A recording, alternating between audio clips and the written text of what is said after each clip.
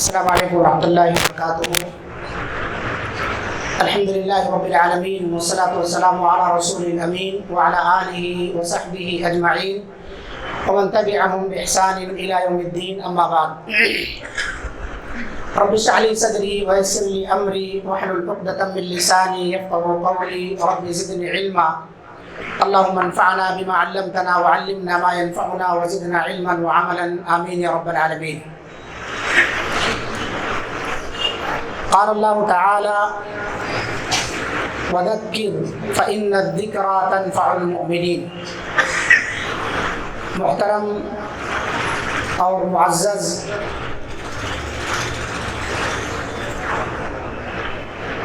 اس مسجد کے ذمہ داران حضرات اور ہمارے سامنے موجود مسجد کے قابل قدر مصلیان کرام، مرد اور خواتین،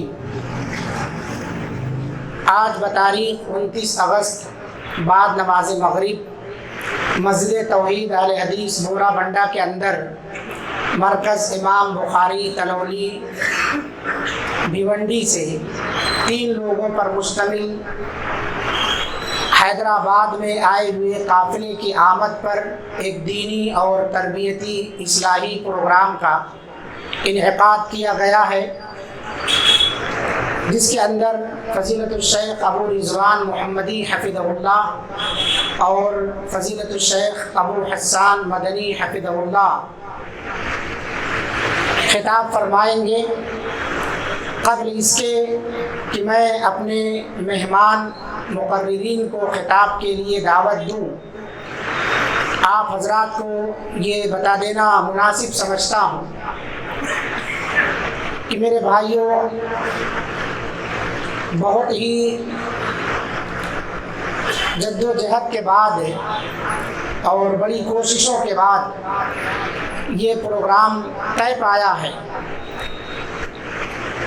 اس لیے آپ تمام احباب سے درخواست کی جاتی ہے اس کی قدر و قیمت کو سمجھیں اور اس پروگرام میں خطاب کرنے والے علماء کرام کی قدر و قیمت کو مد نظر رکھتے ہوئے اور مسجد کے آداب کا مکمل خیال رکھتے ہوئے آپ حضرات مسجد میں تشریف رکھیں اور ہمہ تنگوش ہو کر کے مشائخ اعظام کے خطابات کو سماعت کریں۔ حاضرین گرامی، ہماری فہرست میں 2 مقرر ہیں۔ سب سے پہلے جو خطاب ہوگا وہ مولانا ابو حسان مدنی حفظہ اللہ کا ہوگا اور اس کے بعد فضیلت الشیخ ابو رضوان محمدی حفظہ اللہ کا ہوگا۔ فضیلت الشیخ مولانا ابو حسان مدنی حفظہ اللہ یہ مرکز امام بخاری تلولی کے استاد محترم ہیں۔ مرکز امام بخاری کا قیام سن 2001 میں چند اہل خیر حضرات کے ہاتھوں عمل میں آیا۔ جب اس مرکز کا قیام عمل میں آیا، اس وقت اس ادارے کے اندر سن 2001 میں 8 بچوں پر مشتمل اس کا آغاز ہوا۔ فی الوقت اللہ کے فضل و توفیق سے اس ادارے کے اندر 450 سے زائد طلباء زیر تعلیم ہیں اور یہ مرکز فی الوقت 4 شعبوں میں کام کر رہا ہے۔ ایک شعبہ ہے شعبہ تحفیظ کا، جس کے اندر 200 سے زائد طلباء الحمدللہ حفظ اور ناظرہ کی تعلیم حاصل کر رہے ہیں، اور دوسرا شعبہ ہے عالمیت کا۔ اسی طرح سے تیسرا شعبہ ہے کن فقیہن کا۔ یہ آن لائن اور آف لائن دونوں طرح کے کلاسز پر مشتمل شعبہ ہے، اور اسی طرح سے ایک شعبہ ہے کن متعلمن، جس کے اندر مرد خواتین سب تعلیم حاصل کرتے ہیں اور الحمدللہ جید اور ماہر تجربہ کار علماء کرام کی نگرانی میں یہ سارے شعبے خدمات انجام دے رہے ہیں، اور اللہ تعالیٰ کی ایک بڑی مخلوق ان تمام شعبوں سے مستفید ہو رہی ہے۔ اس کے علاوہ مرکز میں ایک المکتبۃ العامہ کے نام سے 2 منزلہ ایک لائبریری ہے، جو ہر مدرسے اور ہر ادارے کی ضرورت ہے، جس سے طلباء اپنی علمی پیاس بجھاتے ہیں، جہاں اپنے تعلیمی اوقات کے علاوہ جا کر کے مطالعے میں محو ہو کر کے اپنے وقت کو گزارتے ہیں۔ الحمدللہ جس شخصیت کا میں نے ابھی تعارف پیش کیا ہے، آپ اسی ادارے کے استاد ہیں، اور ہمارے لیے آپ کی آمد باعث شرف ہے۔ ہم اسے نعمت غیر مترقبہ کی حیثیت سے دیکھ رہے ہیں۔ میں زیادہ وقت نہ لیتے ہوئے میں مولانا ابو حسان مدنی حفظہ اللہ کو دعوت دیتا ہوں کہ آپ آئیں اور اپنے عنوان کی وضاحت کریں۔ فضیلۃ الشیخ مولانا ابو حسان فرحان خان مدنی حفظہ اللہ۔ السلام علیکم ورحمۃ اللہ وبرکاتہ۔ ان الحمد للہ نحمده ونستعینه ونستغفره ونعوذ باللہ من شرور انفسنا ومن سیئات اعمالنا، من يهده الله فلا مضل له ومن يضلل فلا هادي له، واشهد ان لا اله الا الله وحده لا شريك له، واشهد ان محمدا عبده ورسوله۔ يا ايها الذين آمنوا اتقوا الله حق تقاته ولا تموتن الا وانتم مسلمون۔ يا ايها الناس اتقوا ربكم الذي خلقكم من نفس واحدة وخلق منها زوجها وبث منهما رجالا كثيرا ونساء، واتقوا الله الذي تساءلون به والأرحام إن الله كان عليكم رقيبا۔ يا أيها الذين آمنوا اتقوا الله وقولوا قولا سديدا يصلح لكم أعمالكم ويغفر لكم ذنوبكم، ومن يطع الله ورسوله فقد فاز فوزا عظيما۔ أما بعد، فإن أصدق الحديث كتاب الله، وأحسن الهدي هدي محمد صلى الله عليه وسلم، وشر الأمور محدثاتها، وكل محدثة بدعة، وكل بدعة ضلالة، وكل ضلالة في النار۔ أعوذ بالله السميع العليم من الشيطان الرجيم، بسم الله الرحمن الرحيم۔ إن الله اشترى من المؤمنين أنفسهم وأموالهم بأن لهم الجنة، وقال النبي صلى الله عليه وسلم: حفت الجنة بالمكاره وحفت النار بالشهوات، رواه مسلم۔ معزز علماء کرام، ذمہ داران مسجد و جمعیت اور محترم مصلیان کرام اور میری ماں و بہنوں، سب سے پہلے تمام قسم کی تعریف اللہ رب العالمین کے لیے، بعدہ صلاۃ و سلام و نبی آخر الزمان محمد مصطفیٰ صلی اللہ علیہ وسلم اور آپ کے آل و اصحاب پر۔ آج کی اس مجلس میں جس موضوع کے تحت چند باتیں قرآن و سنت کی روشنی میں عرض کرنے کا ارادہ ہے، وہ ہے ہماری زندگی کا سب سے بڑا مقصد۔ ہماری زندگی کا سب سے بڑا مقصد ہے جنت کا حصول۔ تو آج اسی جنت پر کچھ گفتگو کریں گے۔ جنت ہمیں چاہیے، ہم سب کو چاہیے، کوئی ایسا نہیں ہے جو جنت نہیں چاہتا۔ ہم اور آپ جنت کے بارے میں پڑھتے ہیں، سنتے ہیں بہت ساری چیزیں، اور جنت میں کیسی کیسی نعمتیں ہیں، اس تعلق سے بہت کچھ جان کر ہمارا شوق، ہماری للک، ہماری طلب بڑھ جاتی ہے جنت پانے کی۔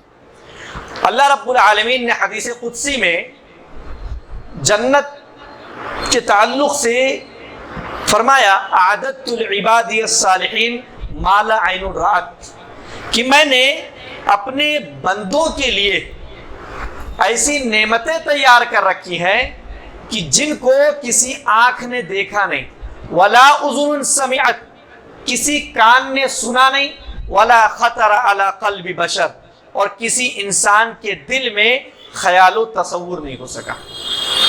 جنت کی نعمتوں کو نہ کوئی دیکھ سکا ہے، نہ سن سکا ہے، اور کسی انسان کے بس میں نہیں ہے کہ اس کا خیال دل میں لا سکے کہ جنت کی نعمت کیسی ہوگی۔ بڑی عظیم نعمت ہے، تو ہر کوئی جانا چاہتا ہے، ہم جانتے ہیں اس لیے جاتے ہیں۔ آپ کسی کافر سے پوچھئے جس کے پاس جنت و جہنم کا کوئی کانسیپٹ نہیں ہے، خاص نظریہ نہیں ہے، اس سے بھی پوچھیں گے مرنے کے بعد کہاں جانا چاہتے ہو، اور اگر وہ آخرت پر یقین رکھتا ہے، پناہ جنم پر، دوبارہ زندگی پر یقین رکھتا ہے، تو کہے گا سورگ میں جاؤں گا، نرک میں جانے کوئی نہیں کہتا۔ کتنا بھی گیا گزرا انسان ہو، وہ سورگ میں جنت میں ہی جانے کی بات کرے گا، اپنے اعمال کے حساب سے بھی نہیں کہے گا کہ میں جہنم میں جانا چاہتا ہوں، بالکل ہر کوئی جنت۔ تو جنت میں جانے کی چاہت ہر کسی کی ہے، لیکن جنت میں جانے کے لیے جو جد و جہد، جو کوشش، جو قربانی، جو محنت کرنے کی ضرورت ہے، کیا ہم وہ کر رہے ہیں؟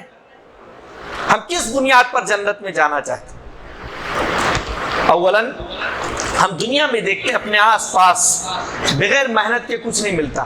ہم اور آپ تو کافی عمر والے، بہت کچھ سمجھتے ہیں، کر سکتے ہیں، دیکھتے ہیں۔ ہم اپنے معاشرے میں دیکھتے ہیں، اپنے گھروں میں دیکھتے ہیں کہ بچہ جو بول نہیں سکتا، اپنی ضروریات بتا نہیں سکتا، مجھے کیا تکلیف ہے، کیا ضرورت ہے، جب تک وہ روتا نہیں ہے ماں اس کو دودھ نہیں پلاتی۔ عام طور پر حالت تو یہی ہے، بچہ جب تک روتا نہیں ہے، گود میں نہیں اٹھاتی ہے، دودھ نہیں پلاتی ہے، تو سوچئے وہ بچہ جو اپنی ضرورت نہیں بیان کر سکتا، اس کے ساتھ یہ حالت ہے، تو پھر ہم جو سب کچھ کر سکتے ہیں اور مفت میں جنت میں جانا چاہتے ہیں، کیا یہ ممکن ہے؟ بغیر محنت کے، بغیر قربانی کے ہم جنت میں جانا چاہتے ہیں، کیا یہ ممکن ہے؟ یقیناً ایسا ممکن نہیں ہے۔ کوئی بھی شخص بغیر محنت و قربانی کے جنت میں نہیں جا سکتا ہے۔ اس دنیا میں 60 70 80 100 سال ہم جئیں گے، اس سے اوپر کوئی 1000 سال جیا ہوگا یا جی لے گا؟ کتنا جیے گا؟ جتنی بھی زندگی اس دنیا میں کسی کو ملی ہو جیے گا۔ اس دنیا کی زندگی کے لیے ہم جتنی تگ و دو، کوشش، محنت، قربانی کرتے ہیں، آخرت کے لیے ہم کتنی کرتے ہیں؟ ہم اور آپ اپنا اپنا محاسبہ کریں اور دیکھیں ہماری قربانی کتنی جنت پانے کے لیے۔ اس دنیا جو فانی ہے، جو ختم ہونے والی ہے ایک دن، جو لمبی مدت ہے کہہ لیں، لیکن ہم تو پہلے ختم ہو جائیں گے، ہمیں وہ دنیا تو پورے طور پر ملنے والی نہیں ہے۔ اس کے لیے ہماری کتنی شدید محنت ہوتی ہے، اور ہر صبح اٹھ کر ہم اتنی محنت کرتے ہیں، ایسا لگتا ہے کہ دنیا کے سب سے فقیر و قلاش شخص ہم ہی ہیں، جبکہ سالوں کا بجٹ ہمارے پاس موجود ہوتا ہے کہ سال بھر اگر ہم نہ کمائیں تو ہمارا گزارا بآسانی ہو جائے گا۔ آپ دیکھتے ہیں کہ دنیا کا سب سے امیر آدمی جو اس وقت ہے، وہ بھی اپنا کاروبار بند نہیں کرتا ہے کہ چلو اب تو بہت دولت ہو گئی، اب کیا ضرورت ہے کمانے کی، کبھی نہیں۔ کاروبار جاری ہے، تجارت، مال و دولت میں اضافہ۔ تو یہ جو ہماری تڑپ ہے، ہماری لالچ ہے، یہ تو کبھی نہیں ختم ہونے والی۔ کیا کبھی ختم ہوئی ہے؟ آپ کی، میری، کسی کی نہیں۔ ایک بنگلہ ہوا تو دوسرے کی فکر ہے، دوسرا ہوا تیسرے کی فکر ہے، ایک پلاٹ ہوا تو دوسرے پلاٹ کی فکر ہے، ایک شاپ ہوا تو دوسرے شاپ کی فکر ہے۔ کیا ایسا نہیں ہے؟ یقیناً۔ اور اس کے لیے ہم لگے رہتے ہیں، پورا وقت اپنا اسی میں صرف کرتے ہیں، جبکہ حدیثوں کے اندر بڑی صراحت کے ساتھ بیان کر دیا گیا، بکتب رزق، جتنا ملنا ہے آپ کو وہ لکھ دیا گیا، پیدا ہونے سے پہلے لکھ دیا گیا کہ آپ کو اتنا ملے گا، بس ہمیں عمل کرنا، اسباب اختیار کرنا ہے، ملنا جتنا ہے وہ کنفرم کہ اتنا ہی ملنا ہے، اس سے زیادہ آپ ایک دانہ نہیں حاصل کر سکتے۔ اور جب تک آپ کو اتنا مل نہیں جائے گا جتنا آپ کے حق میں، آپ کے نصیب میں لکھا ہوا ہے، اس سے پہلے آپ کو موت بھی نہیں آنی۔ ہاں، کیا نہیں لکھا ہے؟ جنت۔ جنت کے لیے ہمیں محنت کرنی ہے الگ سے، جنت کے لیے ہمیں الگ سے محنت کرنی ہے۔ یہ تو جو مقرر ہے ہمارا حصہ وہ تو ملنا ہے، لیکن جنت ہمیں حاصل کرنی ہے۔ بغیر محنت کے، بغیر قربانی کے جنت نہیں ملنے والی۔ تو جس کے لیے کوشش چاہیے، جس کے لیے قربانی چاہیے، اس کے لیے ہم کوئی قربانی نہیں دیتے، اور کتنی قربانی دیتے ہم اور آپ بخوبی جانتے۔ ہماری حالت، دینی حالت کیا ہے، ہم اور آپ بخوبی جانتے۔ تو جنت پانے کے لیے جو قربانی دینی ہے، دنیا کے لیے ہم جتنی دیتے ہیں اور جنت کے لیے جتنی دیتے ہیں، جبکہ دنیا کی حالت کیا ہے، میں آپ کو صحیح مسلم کی ایک روایت نبی کریم صلی اللہ علیہ وسلم بیان فرماتے ہیں، یؤتی بانعم اہل الدنیا من اہل النار یوم القیامہ، کہ قیامت کے دن جہنمیوں میں سے ایک شخص کو لایا جائے گا۔ وہ کون ہوگا؟ انعم اہل الدنیا، دنیا کا سب سے زیادہ انعام و اکرام والا، دنیا میں سب سے زیادہ عزت کے ساتھ تھا، عیش و عشرت کے ساتھ تھا، نعمتوں میں پلا بڑا، کوئی تکلیف نہیں ہوئی۔ آخرت میں اس کا ٹھکانہ جہنم ہے، ابھی جہنم میں ڈالا نہیں گیا، قیامت میں لایا جائے گا، فیسبغ فی النار صبغہ، ایک ڈبکی جہنم میں لگا کر اسے نکالا جائے گا، ثم یقال له هل رأیت خیرا قط، هل مر بک نعیم قط، کیا کبھی تجھے کوئی بھلائی ملی، کبھی کوئی نعمت تجھ کو ملی؟ ایک ڈبکی لگا کر پوچھا جائے گا، جب اس کی 60 70 100 1000 سال کی دنیا کی جو زندگی اس نے گزاری تھی، بڑی عیش و عشرت میں گزاری کی،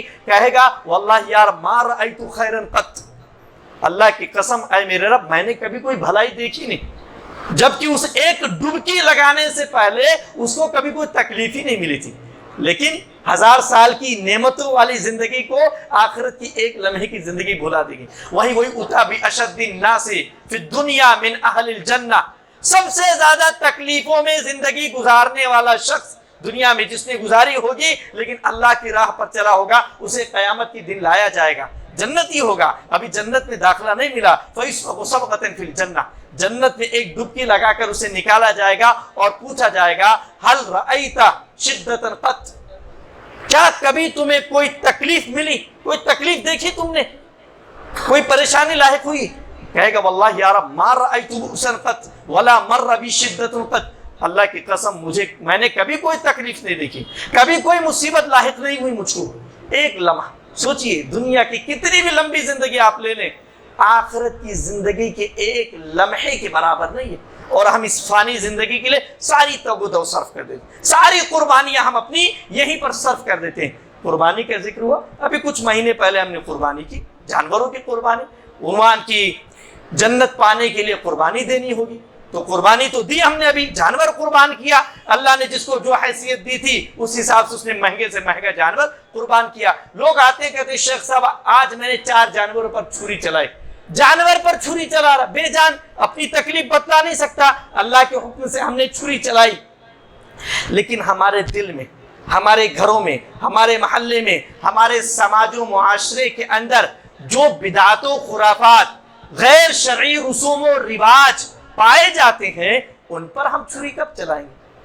جانور کی قربانی ہم دے رہے ہیں، لیکن اپنے یہاں جو غیر شرعی رسوم و رواج ہیں ان کی قربانی ہم کب دیں گے؟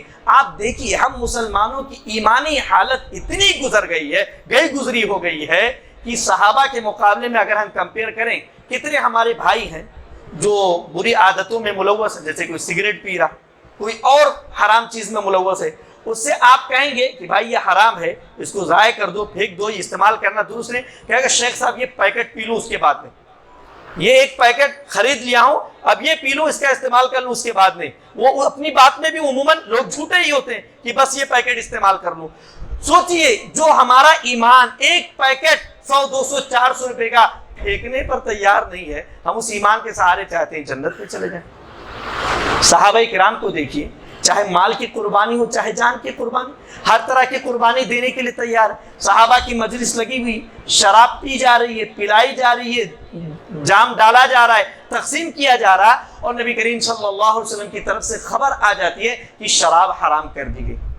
لوگوں نے یہ نہیں سوچا کہ گلاس میں جو ہے اس کو پی لیا جائے، جتنا موجود ہے اس کو ختم کر لیا جائے، جو موجود ہے اس کو بیچ لیا جائے۔ جس طرح آج شراب کی تجارت ہوتی ہے اور دولت ہے آج کے زمانے میں، اس زمانے میں بھی تجارت ہوتی تھی، اس زمانے میں بھی لوگوں کی دولت تھی، لیکن جب اعلان آ گیا تو یہ نہیں کہ یہ پیکٹ، یہ گلاس، یہ جام ختم کر لیا جائے، اس کے بعد نہیں استعمال کریں گے، جو مال ہے اس کو بیچ لیا جائے، اس کے بعد اس کی تجارت نہیں کریں گے، نہیں، ایسا نہیں۔ آج ہمارا کیا ہوتا ہے، ایک پیکٹ کے لیے تیار نہیں ہوتے، اور حرام کاروبار ہے تب تو بہت مشکل ہو جائے گا معاملہ، اس کو چھوڑنا اور اس کو سرنڈر کرنا۔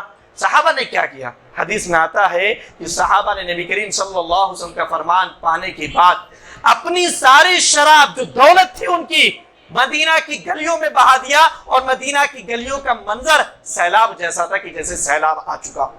اپنی دولت کی قربانی تھی انہوں نے اس طور پر۔ آج ہم اور آپ کس طریقے سے دیتے ہیں؟ تو مال کی قربانی اگر جنت چاہیے تو دینی ہوگی۔ نبی کریم صلی اللہ علیہ وسلم کے پاس ایک مہمان آتے ہیں، کہتے ہیں بھوکا ہوں، کھانے کی ضرورت ہے۔ نبی کریم صلی اللہ علیہ وسلم اپنی تمام بیویوں کے یہاں معلوم کرتے ہیں لیکن خوراک کچھ نہیں۔ چنانچہ مجلس میں کہتے ہیں کون ہے جو اس کی ضیافت کرے؟ ایک صحابی ابو طلحہ رضی اللہ عنہ کھڑے ہوتے ہیں اور کہتے ہیں میں، لے کر اپنے گھر جاتے ہیں، بیوی سے پوچھتے ہیں کہ کھانے میں کیا ہے؟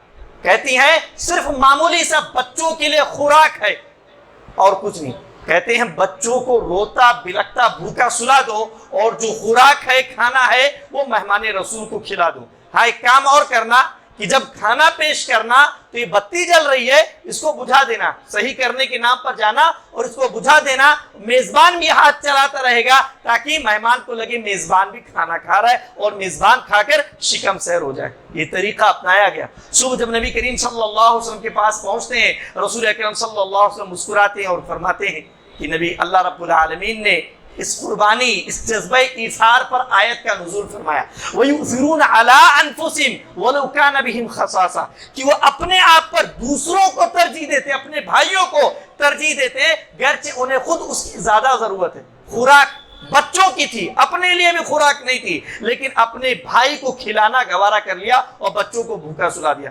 آج ہماری حالت دیکھیں، ہم اپنے سگے بھائیوں سے لڑ رہے ہیں، ایک بھائی دوسرے بھائی پر مقدمہ کیے بیٹھا ہوا، سالوں سے کورٹ کچہری کے چکر لگائے جا رہے ہیں، زمین جائیداد کے جھگڑے۔ وہاں پر دیکھیے مہاجرین لٹے پٹے پہنچتے ہیں مدینہ اور صورتحال خالی۔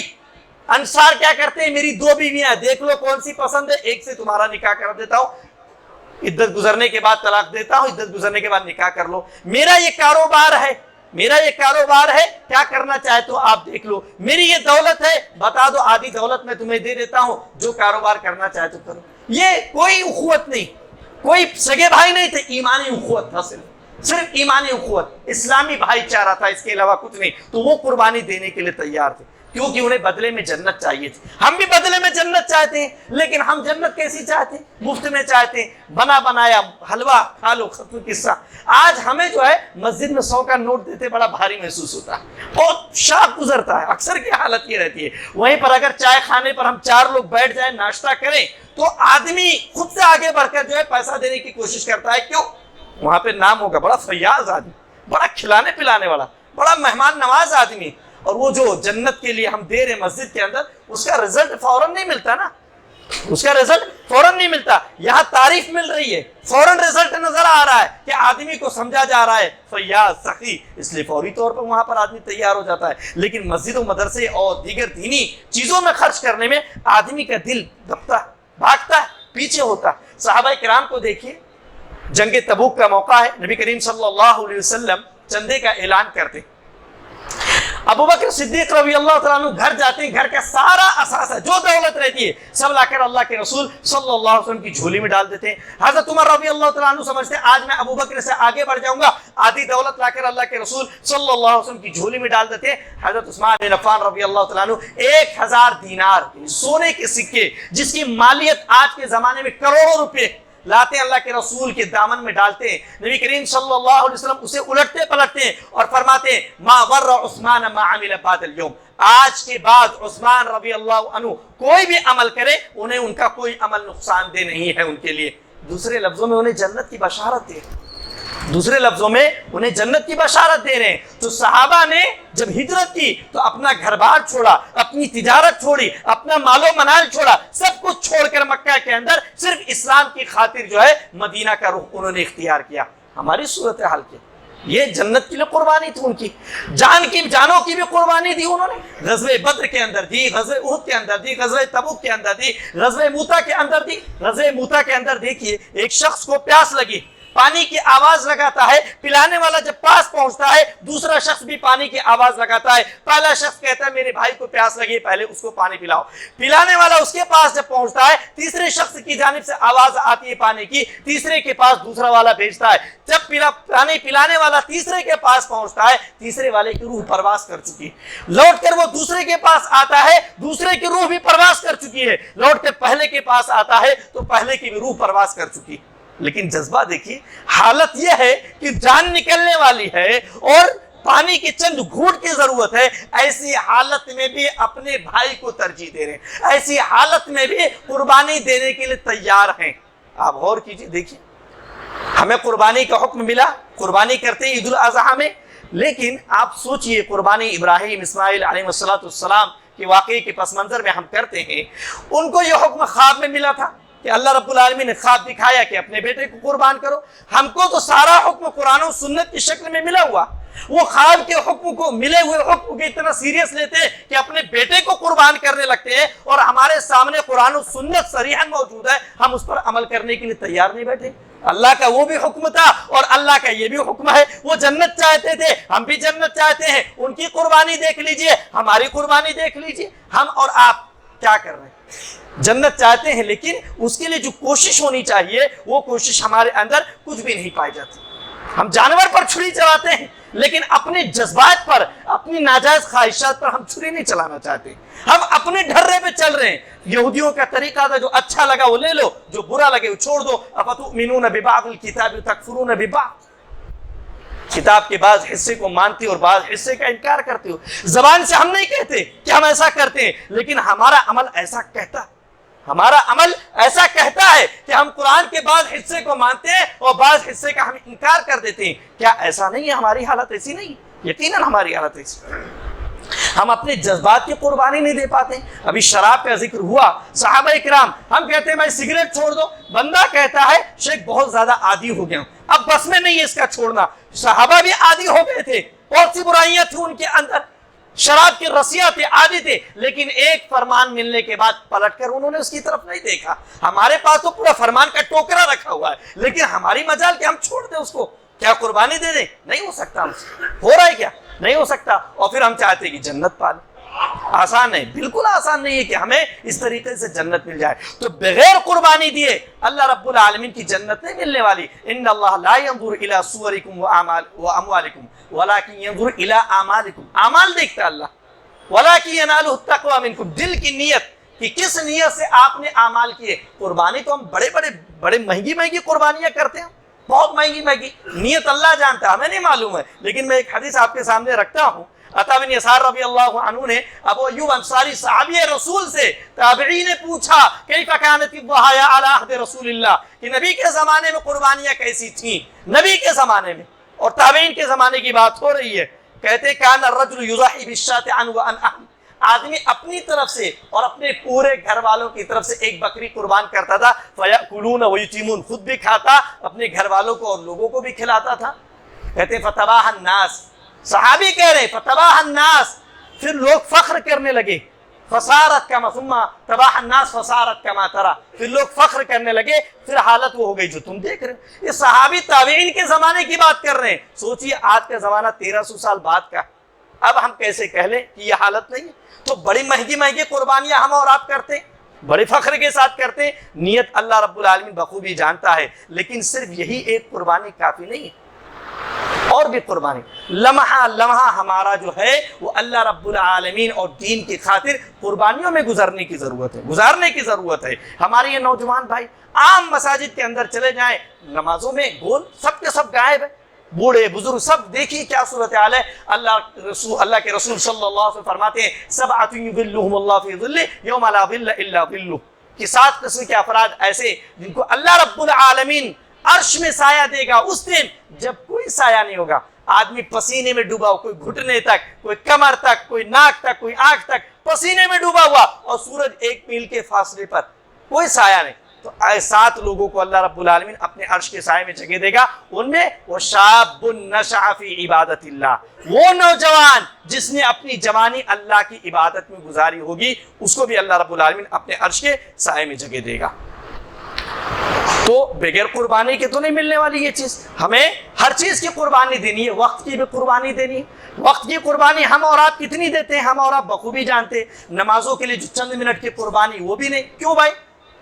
हमारी दुकान खुली है, उसको छोड़ के आएंगे तो कारोबार मंदा पड़ जाएगा। एक कस्टमर आएगा जो मुनाफा होना 1500, वो मुनाफा निकल जाएगा। हमारा तवक्कुल जो है, भरोसा जो है अपनी दुकान पर है कि दुकान खोलेंगे तो कमाएंगे तो गुजारा होगा। अल्लाह रब्बुल आलमीन ने इसकी जिम्मेदारी ली, फिर भी हम परेशान हैं। नबी करीम सल्लल्लाहु अलैहि वसल्लम फरमाते लौ अन्नकुम तवक्कलतुम अलल्लाहि कमा लौ अन्नकुम तवक्कलतुम अलल्लाहि हक़्क़ तवक्कुलि, कि तवक्कुल करने का जैसा हक है, अगर तुम अल्लाह पर वैसे ही तवक्कुल भरोसा करो, ला रज़क़कुम कमा यरज़ुक़ुत तैर, तो अल्लाह रब्बुल आलमीन तुम्हें ऐसे रिस्क देगा जैसे वो परिंदों को रिस्क देता है। रिस्क सिर्फ खाना पीना नहीं है, हमारी जिंदगी की जरूरियात की तमाम चीजें रिस्क है।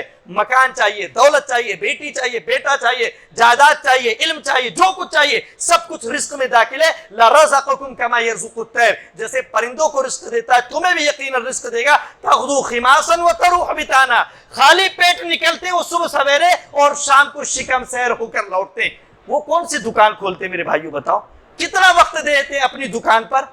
उनको तो अल्लाह रब्बुल आलमीन पर भरोसा है, जबकि वो बेअक्ल है कह ले। हमें अल्लाह रब्बुल आलमीन ने आकिल बनाया, समझदार बनाया और वादा किया कि वमा मिन दाब्बतिन फिल अर्दि इल्ला अलल्लाहि रिज़्कुहा, कि हर जानदार के रिज़्क की जिम्मेदारी अल्लाह रब्बुल आलमीन पर है। हमें उस पर यकीन नहीं है, हमें अपनी दुकान खोलने पर यकीन है, अपनी चीजों पर यकीन है। अल्लाह रब्बुल आलमीन को हमने छोड़ दिया, जिसके नतीजे में सारी चीजें। तो अल्लाह रब्बुल आलमीन ने बड़े ही वाज़ेह अंदाज में इन्नल्लाह अश्तरा मिनल मुमिनीना अनफुसहुम व अमवालहुम बिअन्न लहुम जन्नह, जन्नत चाहिए। अल्लाह कह रहा कि मैं अहले ईमान से उनकी जानों और उनके माल के बदले जन्नत को खरीद ले, जन्नत बेच दिया उनको। जब माल दे दो, अपनी जान दे दो। जान दे दो क्या मार लो अपने आप को? नहीं। माल क्या गले में डाल दो? नहीं। अपनी जान का इस्तेमाल वैसे करो जैसे अल्लाह का हुक्म है, अपने माल का इस्तेमाल वैसे करो जैसे अल्लाह रब्बुल आलमीन का हुक्म है। इस्तेमाल करो आप शौक से, जायज कामों में एतदाल के साथ आप इस्तेमाल करें। अल्लाह रब्बुल आलमीन की अमानत है, लेकिन कुर्बानी देने की जरूरत है। साहबे रसूल लन तनालुल बिर्रा हत्ता तुनफिकू मिम्मा तुहिब्बून, कि तुम बिर यानी नेकी यानी जन्नत नहीं पा सकते जब तक तुम अपनी महबूब चीजों को खर्च ना करो। साहबे रसूल नबी करीम सल्लल्लाहु अलैहि वसल्लम के पास आते कि मेरा ये बाग मुझे सबसे ज्यादा महबूब है, आप इसे जो है फी सबिल्लाह खर्च कर दीजिए। आयत सुनने के बाद ये हालत है।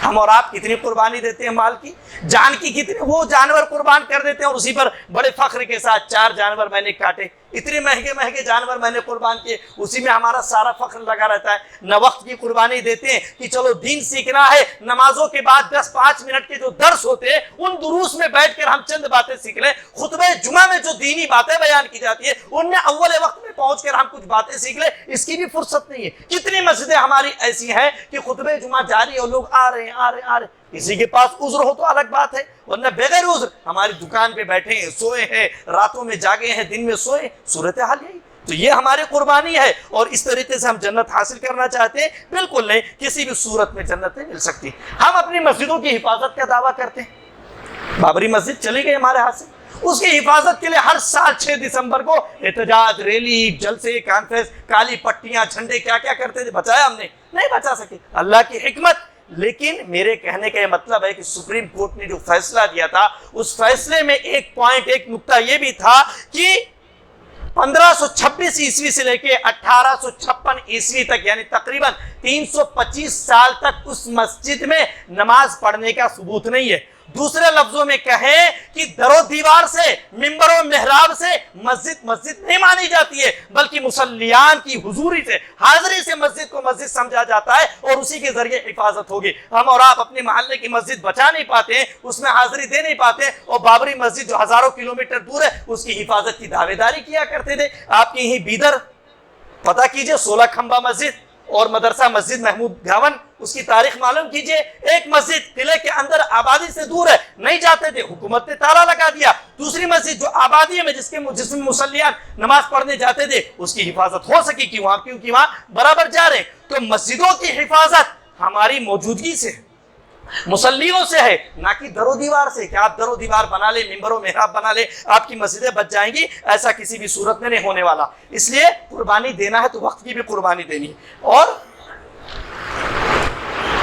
बातें बहुत सारी हैं। हम दुनिया में दौलत जमा करने के लिए सब कुछ करते हैं। नबी करीम सल्लल्लाहु अलैहि वसल्लम फरमान है, सही बुखारी की रिवायत है, क़ल्बुश शैख़ शाबुन फ़ी हुब्बिश शैइन, बूढ़े का दिल भी 2 चीजों की मोहब्बत में जवान रहता है। कौन? कसरतुल माल व तूलुल हया, ज्यादा माल और लंबी जिंदगी। कोई बूढ़ा है जिसको चाहिए कि अब जिंदा नहीं रहना, कोई है जिसको माल नहीं चाहिए। अल्हाकुमुत तकासुर, और इसी ने हमें गाफिल कर दिया, इसी ने हमें तकासुर, ज्यादती की तरफ ने हमें गाफिल कर दिया। दीन से गाफिल, अल्लाह से गाफिल, रसूल से गाफिल। अब दुनिया ही को हमने असल समझ लिया, दुनिया ही को हमने असल समझ लिया और इसी को बनाने और बिगाड़ने में लगे हुए हैं। आखिरत की कोई फिक्र हमारे पास अब नहीं बची है। जबकि लौकान लिब्न आदम वादियान मिन माल लबतगा सालिसा, इस चीज से, दुनिया की तलब से, दुनिया की लालच से पेट कभी नहीं भरने वाला। इंसान के पास अगर मालो दौलत से भरी हुई 2 वादी हो तो तीसरे की चाहत में रहेगा। और वला यमलु जौफ इब्न आदम इल्ला तुराब, इंसान का पेट सिर्फ मिट्टी भरेगी। जब मरेगा, दफन किया जाएगा, तब उसका पेट भरेगा, उससे पहले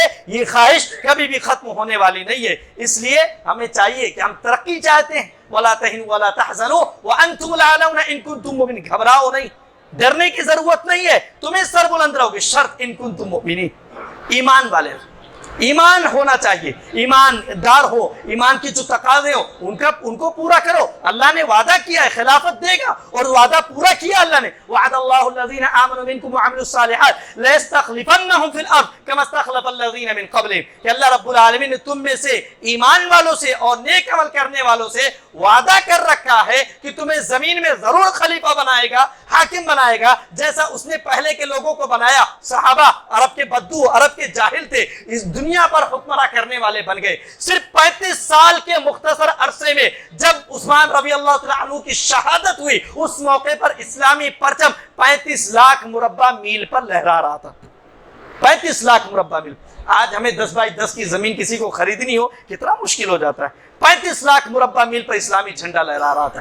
کیوں؟ انہوں نے قربانی دی تھی، آخرت کے لیے قربانی دی۔ تو حدیث میں آپ دین کو چاہو گے، دین کی طرف جاؤ گے تو دنیا ذلیل و خوار ہو کر آپ کے قدموں میں آئے گی، اور دنیا کی طرف بھاگو گے تو دنیا آپ کے آگے بھاگتی جائے گی، آپ کو دنیا ملنے والی نہیں ہے۔ اس لیے ہم نے جو اپنی خواہشات کی قربانی، مال کی بھی قربانی دینی ہے، ضرورت پڑے جان کی بھی قربانی دیں، وقت کی بھی قربانی دیں، اور اپنی جذبات کی بھی قربانی۔ وہ جذبات اگر حلال ہو اور حرام طریقے سے پورے کیے جا رہے ہو تو ان کو بھی قربانی دیں، اور اگر حرام جذبات ہو، حرام خواہشات ہو، تب تو ان کو قربانی دینی ہے۔ اور یہ جذبات پر اگر ہم چلتے رہیں، اپنی خواہشات پر چلتے رہیں، تو اللہ رب العالمین نے فرمایا ارأیت من اتخذ الہہ ہوا، کیا آپ نے اسے دیکھا جس نے اپنی خواہش کو اپنا معبود بنا لیا، اپنا رب بنا لیا، اس کی عبادت کرتا ہے۔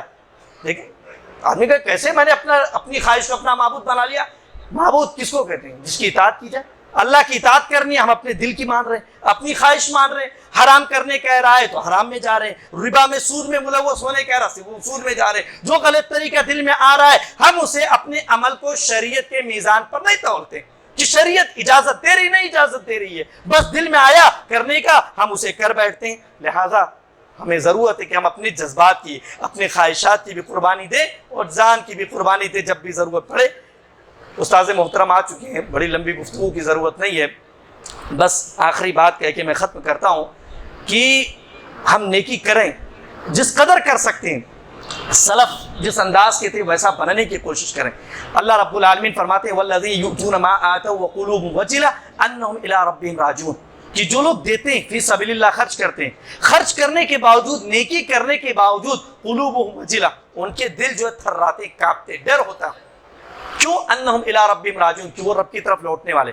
اما عائشہ صدیقہ رضی اللہ عنہا پوچھتی ہیں اللہ کے رسول سے کہ یہ کون ہے؟ وہ الذی یسرق ویزنی ویشرب الخمر، یہ وہ شخص ہوگا جو چوری کرتا، زنا کرتا، شراب پیتا ہے۔ کہتے ہیں یبنۃ الصدیق، لا یبنۃ الصدیق، نہیں ہے صدیق کی بیٹی، بلکہ وہ لوگ ہیں یصلی ویصوم ویتصدق، وہ لوگ ہیں جو نماز پڑھتے ہیں، روزہ رکھتے ہیں، صدقہ کرتے ہیں، ویخاف الا یقبل منہ، اور ڈرتے ہیں کہ ان سب نیکیوں کے باوجود اللہ رب العالمین ان کی نیکیاں قبول نہ کرے، کون سا خطرہ آ جائے کہ ان کی نیکیاں مقبول نہ کرے۔ تو ہماری حالت ان سلف کے لوگوں کی طرح طریقے سے ہونی چاہیے۔ اور آخر میں یا ایھا الذین آمنوا ادخلوا فی السلم کافہ، اسلام میں پورے داخل ہو جاؤ، آدھے ادھورے نہیں۔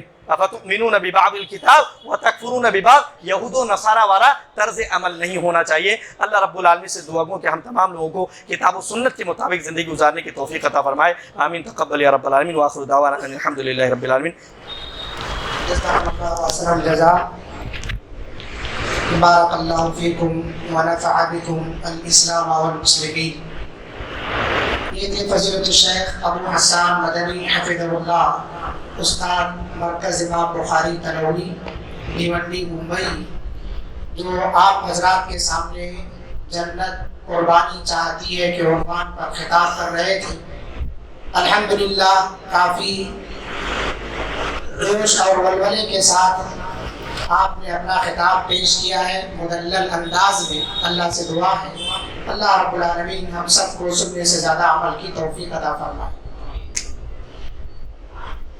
حاضرین گرامی، ہماری اس بزم کے دوسرے خطیب ہیں ہندوستان کی معروف اور مشہور شخصیت فضیلت الشیخ مولانا ابو رضوان محمدی حفظہ اللہ، جو آپ حضرات کے سامنے تشریف فرما ہے۔ میں اگر یہ کہوں کہ آپ کا تعارف کرواؤں تو یہ لفظ بھی گویا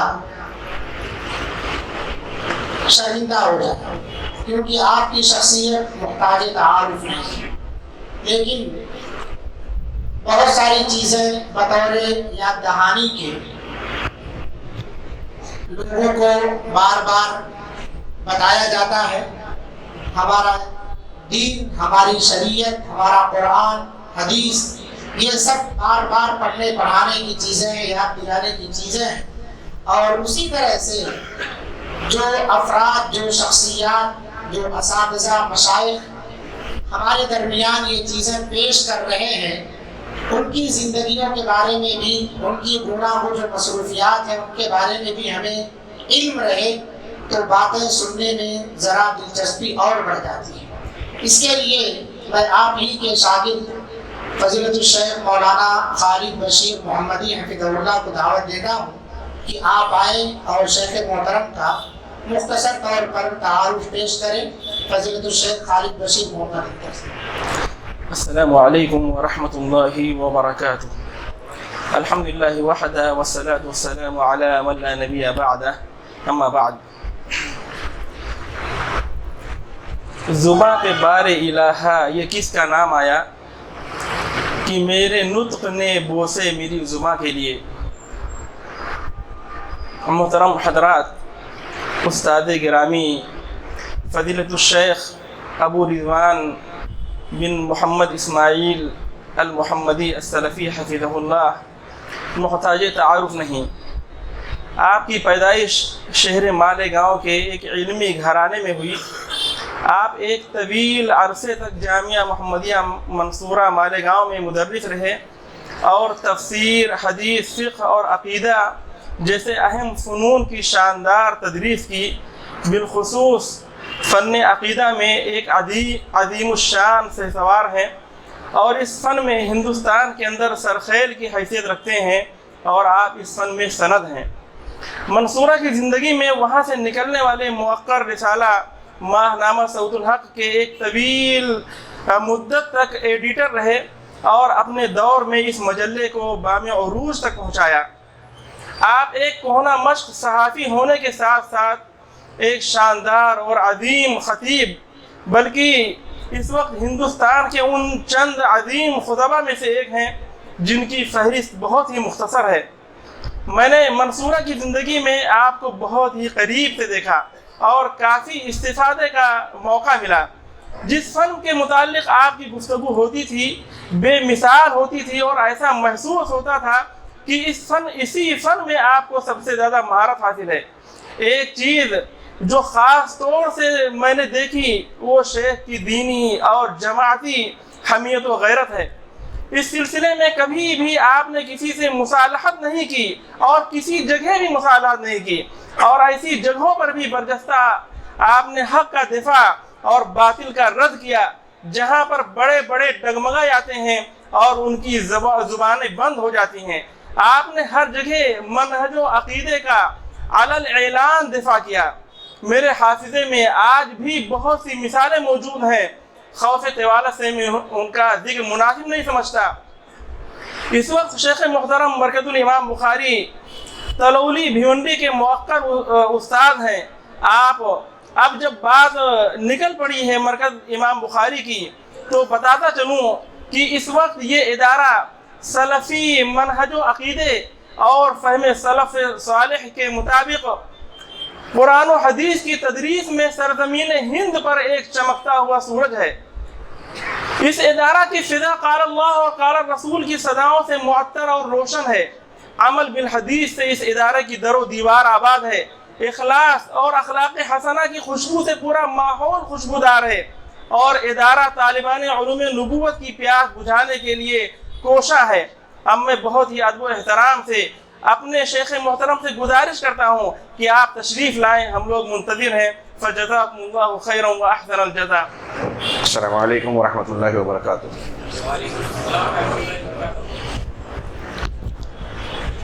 بسم اللہ الرحمن الرحیم۔ الحمد للہ رب العالمین والصلاة والسلام علی سید المرسلین وعلی آلہ وصحبہ اجمعین ومن تبعہم بإحسان الی یوم الدین۔ اعوذ باللہ من الشیطان الرجیم، بسم اللہ الرحمن الرحیم۔ اللہ لا الہ الا هو الحی القیوم لا تأخذه سنة ولا نوم.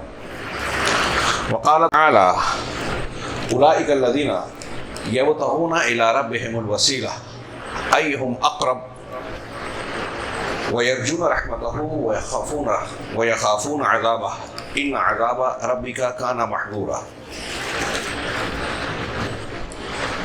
ذمہ داران جمعیت اور مسجد قابل احترام شیخ ابو الوفا مدنی صاحب حفظہ اللہ، دیگر علماء کرام، میرے بزرگوں، بھائیوں، آج کا یہ پروگرام اللہ رب العالمین کی طرف سے میں اپنے لیے ایک نعمت سمجھتا ہوں. تعارف میں جو کچھ کہا گیا دل سے میں کہتا ہوں کہ اس میں کافی کچھ مبالغہ تھا. میں اپنے آپ کو اس سے بہت کمتر سمجھتا ہوں جو بیان کیا گیا. اللہ سے دعا ہے کہ وہ شیخ خالص بشیر جو خوش قسمتی سے میرے شاگرد ہیں، اللہ رب العالمین مجھے ان کے گمان کے مطابق بنا دے اور ان کو اللہ رب العالمین ترقیات اور جزائے خیر سے نوازے. آج کا پروگرام پہلے سے شیڈول میں نہیں تھا. مرکز الامام البخاری کے وفد کے ساتھ جب ہم لوگ یہاں آئے، ہمارے ناظم محترم سے یہاں کے لوگوں نے مطالبہ کیا شیخ حسین کے واسطے سے حفظہ اللہ، تو انہوں نے کہا کہ آج ہم پہنچ رہے ہیں، آج کا دن خالی ہے، لہذا آج شام میں پروگرام رکھ دیا جائے. اچانک پروگرام کے انعقاد سے یہ سوال دل میں اٹھتا رہا کہ گفتگو کے لیے کس موضوع کا انتخاب کیا جائے. یہاں کے لیے، یہاں کے سامعین حاضرین کے لیے کون سا موضوع زیادہ مفید یا ضرورت کا مواد ہو سکتا ہے، یہ ایک مقرر یا خطیب کے دل کا سوال ہوتا ہے. لیکن آتے ہی نظر پڑی اور شیخ ابو الوفا نے بھی توجہ دلائی کہ ایک طرف مسجد توحید ہے، مسجد بھی اور توحید بھی، اور اس کے بالکل بالمقابل درگاہ شرک ہے جو توحید کی ضد ہے، مسجد کی ضد بن گئی ہے اگر پختہ قبر ہے. تو مجھے لگا کہ یہاں اس عنوان سے بڑھ کر ضرورت والا عنوان کوئی دوسرا عنوان ہو ہی نہیں سکتا جو اس کائنات کی تخلیق کی بنیاد ہے، جنت و جہنم کو بنانے کی وجہ ہے، جن و انس کی تخلیق کا مقصد ہے، تمام انبیاء کرام علیہ الصلوۃ والسلام کی دعوت کا خلاصہ، ابتدا، آغاز، انجام اور نچوڑ. اگر یہ نہیں ہے تو انسان کو کچھ بھی مل جائے وہ سب سے بڑا کلاش دیوالیہ ہے. اگر یہ ہے تو کتنا بھی ظاہری طور پر محروم ہو، جھوپڑے میں رہتا ہو، کئی کئی دن فاقہ کرتا ہو، لیکن بہت خوش قسمت ہے. وہ نعمت کیا ہے؟ وہ ہے توحید، جسے حدیث میں کہا گیا کہ ثمن الجنہ ہے، جنت کی قیمت ہے، جس کے بارے میں ہمارے بچوں کو یاد ہے کہ یہی ہماری تخلیق کا مقصد ہے. وما خلقت الجن والانس الا لیعبدون. جن و انس کی تخلیق کا بنیادی مقصد یہ ہے کہ صرف اللہ کی بندگی کریں، توحید کو اختیار کریں، اور اس عبادت و بندگی لیعبدون کے معنی میں یہ ہے کہ اللہ جو کہے مان لیویں، کہے کرو تو کرنے لگے، کہے نہ کرو تو رک جائے. لیعبدون کی تشریح کا مختصر سی وضاحت. اس مقصد کے تحت یہ توحید کتنی عظیم الشان ہے، اس کا اندازہ اگر ہم اس کے صرف فضیلت فضائل بیان کریں تو آج کا دن اور ایسے کئی دن ناکافی ہیں. دنیا میں سب سے بڑی سچائی اور سب سے بڑا انصاف توحید ہے. اس لیے اور اس کے بغیر چونکہ نجات ممکن ہی نہیں ہے، اس لیے کائنات میں سب سے زیادہ دلائل توحید کے ہیں، اور دنیا میں توحید سے زیادہ فضیلت والی کوئی دوسری چیز ہے بھی نہیں. کلمہ توحید ہم لا الہ الا اللہ کو کہتے ہیں. لا الہ الا اللہ کے فضائل پر سلف و خلف ہر دور کے علماء کرام نے جو کتابیں لکھی ہیں، اگر آپ اس کے مواد کو، نکات کو اکٹھا کریں تو موٹی کتاب بن جائے گی. اتنے فضائل، فوائد اور ثمرات ہیں. ایک دو کی طرف صرف اشارہ کروں کہ یہ لا الہ الا اللہ توحید ہے تو جنت میں آدمی جائے گا، ورنہ نہیں جائے گا. اور یہ کتنی بھی کم ہو جائے، کم سے کم ہو جائے، اگر توحید ہے، شرک نہیں ہے، تو بندہ تب بھی جنت میں جائے گا چاہے اول گناہوں کی زیادتی کی وجہ سے جہنم میں چلا جائے، جہنم سے نکال کر جنت میں ڈالا جائے گا۔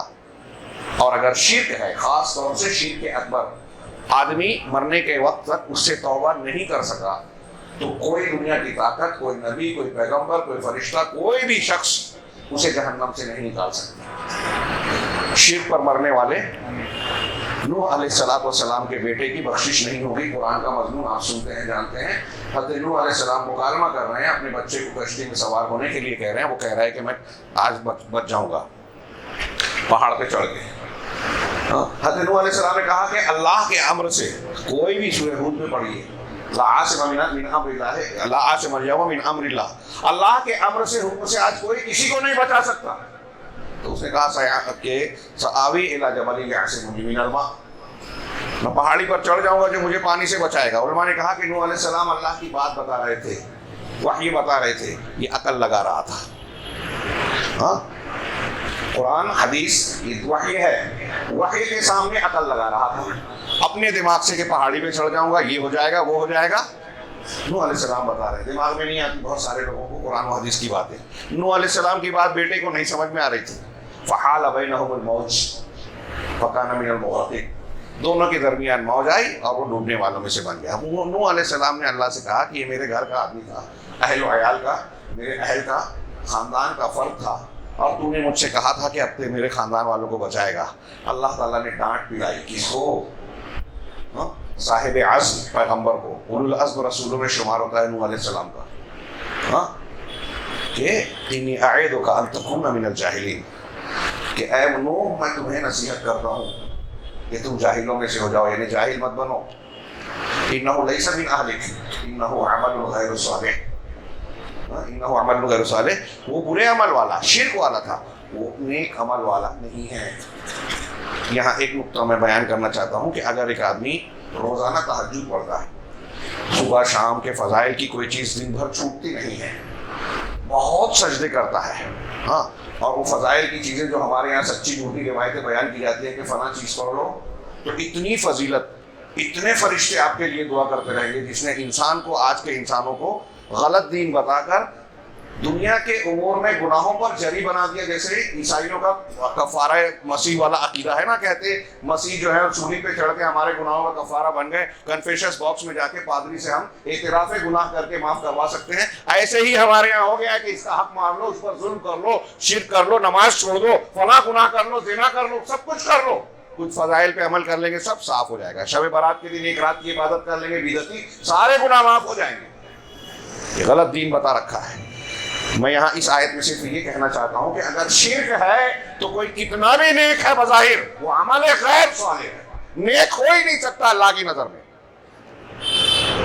شرک ہے تو اللہ نے فرمایا ان اللہ لا یغفر الذنوب، ان اللہ لا یغفر ان یشرک بہ ویغفر ما دون ذلک لمن یشاء۔ سب کو یاد ہے اللہ اس کو نہیں معاف کرے گا کہ اس کے ساتھ شرک کیا جائے، اور اس کے علاوہ جسے چاہے معاف کر دے۔ بالکل واضح، صاف، کلیئر۔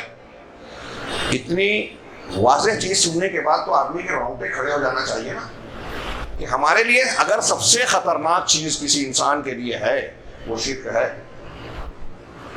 شرک ہے، شرک کے بعد بدعت ہے۔ ہاں، نبی کریم صلی اللہ علیہ وسلم کے پاس ایک صحابی آئے اور کہا کہ میرے ابا کہاں ہیں، مر چکے تھے۔ آپ نے فرمایا جہنم میں۔ رنجیدہ ہو گئے، باپ ہوتا ہے، محبت فطری طور سے رہی ہوگی، نہ غمزدہ ہو کے لوٹنے لگے۔ آپ نے واپس بلایا اور کہا کہ تمہارے والد اور میرے والد، تمہارے باپ اور میرے باپ دونوں جہنم میں۔ کتاب الایمان صحیح مسلم کی یہ روایت ہے، وہ حدیث جھوٹی ہے جس میں ہے کہ اللہ کے رسول صلی اللہ علیہ وسلم نے اپنے ماں باپ کو قبر سے نکالا، کلمہ پڑھایا، پھر واپس کر دیا۔ امام بہقی نے نقل کر کے بتایا، یہ من گھڑت روایت ہے، صحیح حدیث یہ ہے۔ والد کے بارے میں یہ ہے، والدہ کے بارے میں یہ ہے کہ آپ جب صحابہ کرام کے ساتھ ان کی قبر پر پہنچے رونے لگے۔ صحابہ نے پوچھا کیوں رو رہے ہیں، کس چیز نے رلایا؟ کہا میں نے اللہ سے اپنی والدہ کی قبر کی زیارت کی اجازت مانگی، اللہ نے یہ اجازت مجھے دے دی، لیکن میں نے یہ دعا مانگی کہ میں اپنی والدہ کے لیے مغفرت کی دعا کروں، تو مجھے اس کی اجازت نہیں دی گئی، اس لیے آنکھوں سے آنسو چھلک رہے ہیں۔ سید المرسلین خاتم النبیین، ساقی کوثر، شفیع المذنبین یوم القیامہ، ہم سب مانتے ہیں، لیکن یہ سبق یاد رکھیے. اور شاید میرے پاس وقت نہ پوچھے، میں جو بیان کرنا چاہتا ہوں اس کے لیے، اس لیے بہت ہی اختصار سے دلائل کو تفصیل سے پیش نہیں کر رہا ہوں، اشارے کر رہا ہوں. یہاں یہ غور کرنے کی بات ہے کہ آپ اپنے والدین کو جہنم سے نہیں بچا پائیں گے. آپ نے اپنے سگے چچا ابو طالب، بخاری مسلم کی صحیح روایتوں میں ہے، میں نے بہت جگہ پیش کیا، آپ نے بہت سے علماء کرام سے سنا ہوگا، پڑھا ہوگا کہ آخر وقت تک کہا کلمہ پڑھ لو، میں اللہ کے پاس اسے حجت بنا کر پیش کروں گا. ہاں، ابو جہل اور عبداللہ بن امیہ، ابن امیہ، ابو بنو امیہ کا بیٹا، یہ دونوں وہاں موجود تھے. انہوں نے کہا کہ اترغب عن ملت عبد المطلب، کہ عبد المطلب کے دین سے پھر جاؤ گے؟ آخر میں وہ کلمہ نہیں پڑھے اور کہا کہ وہ عبد المطلب کے دین پہ ہے.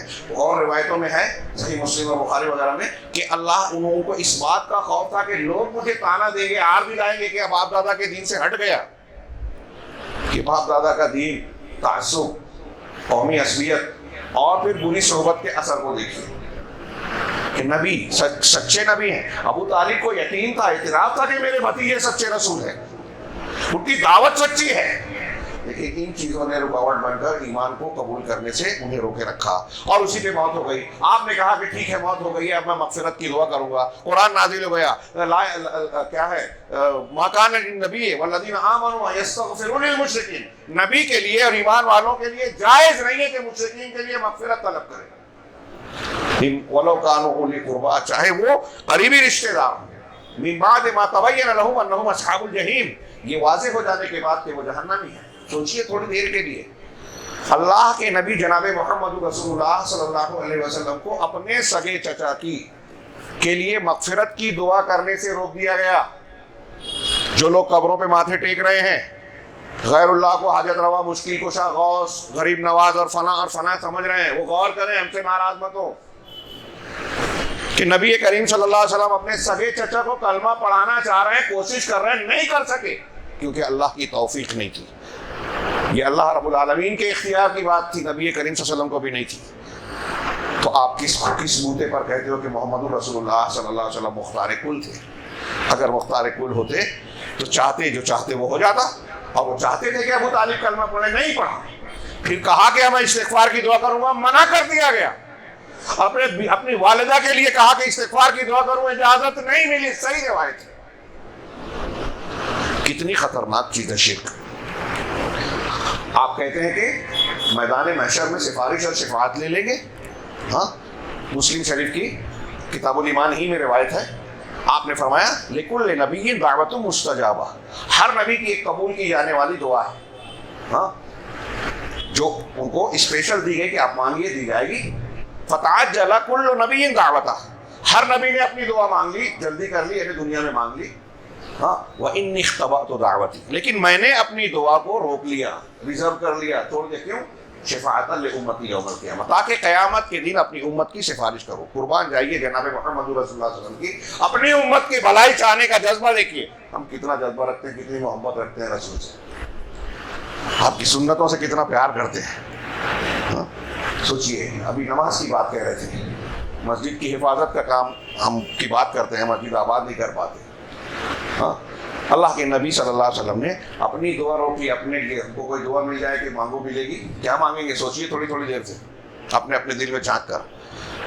ہاں، رسول کریم صلی اللہ علیہ وسلم نے کہا میں نے اپنی دعا روک لی. اور پھر آخری جملہ جو میں بتانا چاہ رہا ہوں، فَهِيَ نَائِلَةٌ إِن شَاءَ اللَّهُ، ہاں، لِأُمَّتِي مِنْ أُمَّتِي مَنْ لَا يُشْرِكْ بِاللَّهِ شَيْئًا أَوْ كَمَا قَالَ، کہ یہ سفارش جو میں نے روک رکھی ہے اپنی دعا، اس کے بدلے میں میدان محشر میں مجھے شفاعت کی اجازت ملے گی، اور یہ سفارش میری امت کے ہر اس فرد کو انشاءاللہ ملے گی جس نے اللہ کے ساتھ کچھ بھی شرک نہ کیا ہو.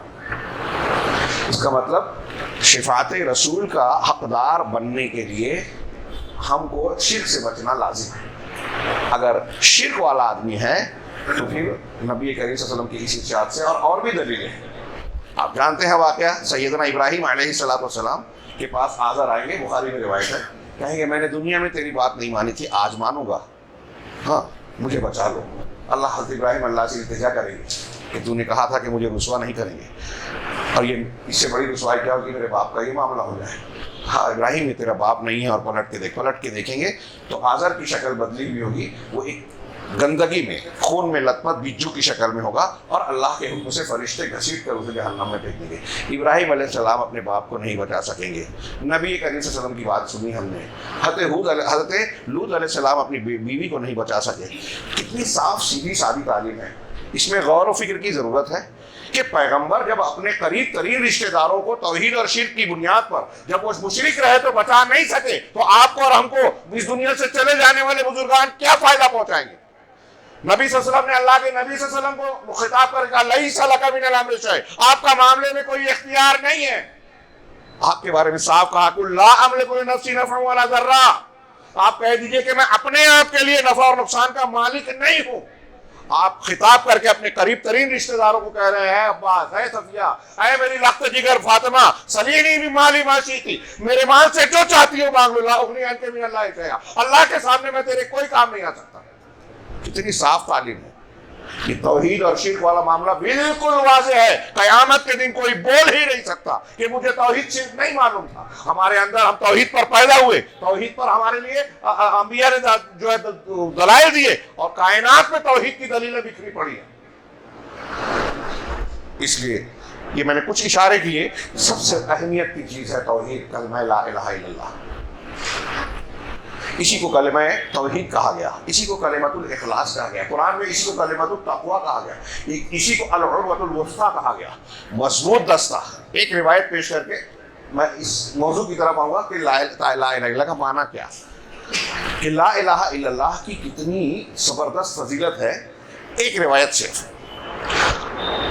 اللہ نے فرمایا، اللہ کے رسول صلی اللہ علیہ وسلم نے فرمایا، صحیح حدیث ہے، ترمذی، ابن ماجہ، ابو داؤد وغیرہ میں ہے، اور علامہ البانی رحمہ اللہ نے اسے صحیح کہا ہے کہ ایک شخص کو تمام علی رؤوس الاشہاد، تمام لوگوں کے سامنے میدان محشر میں لایا جائے گا، اور اس کے گناہوں کے، اعمال کے 99 رجسٹر، دفتر اس کے سامنے رکھ دیے جائیں گے۔ ہاں یہ ایسا نہیں ہوگا رجسٹر دفتر، کل سجیل مد البصر اس حدیث میں ہے کہ ہر رجسٹر حد نگاہ تک ہوگا، ہم جہاں تک دیکھتے ہیں اتنا بڑا بڑا رجسٹر ہوگا، اور اس میں اس کے گناہ اور برائیاں بھری ہوئی ہوگی۔ اس کے سامنے پیش کیا جائے گا کہ یہ تیرا نامہ اعمال ہے، یہ 99 رجسٹر بڑے بڑے، اس کے اندر تیرے گناہ کا اندراج ہے، سب لکھا ہوا ہے نا۔ سورہ کہف میں مجرم آدمی کیا کہے گا، ما لہذا الکتاب لا یغادر صغیرۃ ولا کبیرۃ الا احصاها۔ ہم لوگ برائیاں کر کے بھول جاتے ہیں، کوئی نیکی سرزد ہو جاتی ہے تو آج کل اس کا ڈیڈورا پیٹتے ہیں، فوٹو چھپتے ہیں، سوشل میڈیا پہ ڈالتے ہیں۔ صحابہ کرام نیکیاں بھولتے تھے، گناہ یاد کر کے روتے تھے، بار بار کفارہ ادا کرتے تھے۔ ہم لوگ گناہ بھول جاتے ہیں۔ بہرحال اللہ تبارک و تعالیٰ اس سے پوچھے گا، کی طرف سے پوچھے گا، اتنکروا من ھذا شیئا، یہ جو 99 رجسٹر ہے اس کو دیکھ لو، اس میں سے کسی چیز کا تم کو انکار ہے؟ وہ کہے گا لا رب، نہیں پروردگار، سب برابر لکھا ہوا ہے، میں نے کیا ہے۔ پھر سوال کیا جائے گا، اظلمک کتبتی، کیا میرے لکھنے والے فرشتوں نے کچھ تم پر ظلم کیا ہے؟ تو آدمی ڈرا فہما رہے گا، لا یا رب، نہیں پروردگار۔ تو اس سے پوچھا جائے گا کہ آج تجھ پر ظلم نہیں کیا جائے گا، بتا تیرے پاس کوئی نیکی بھی ہے کیا؟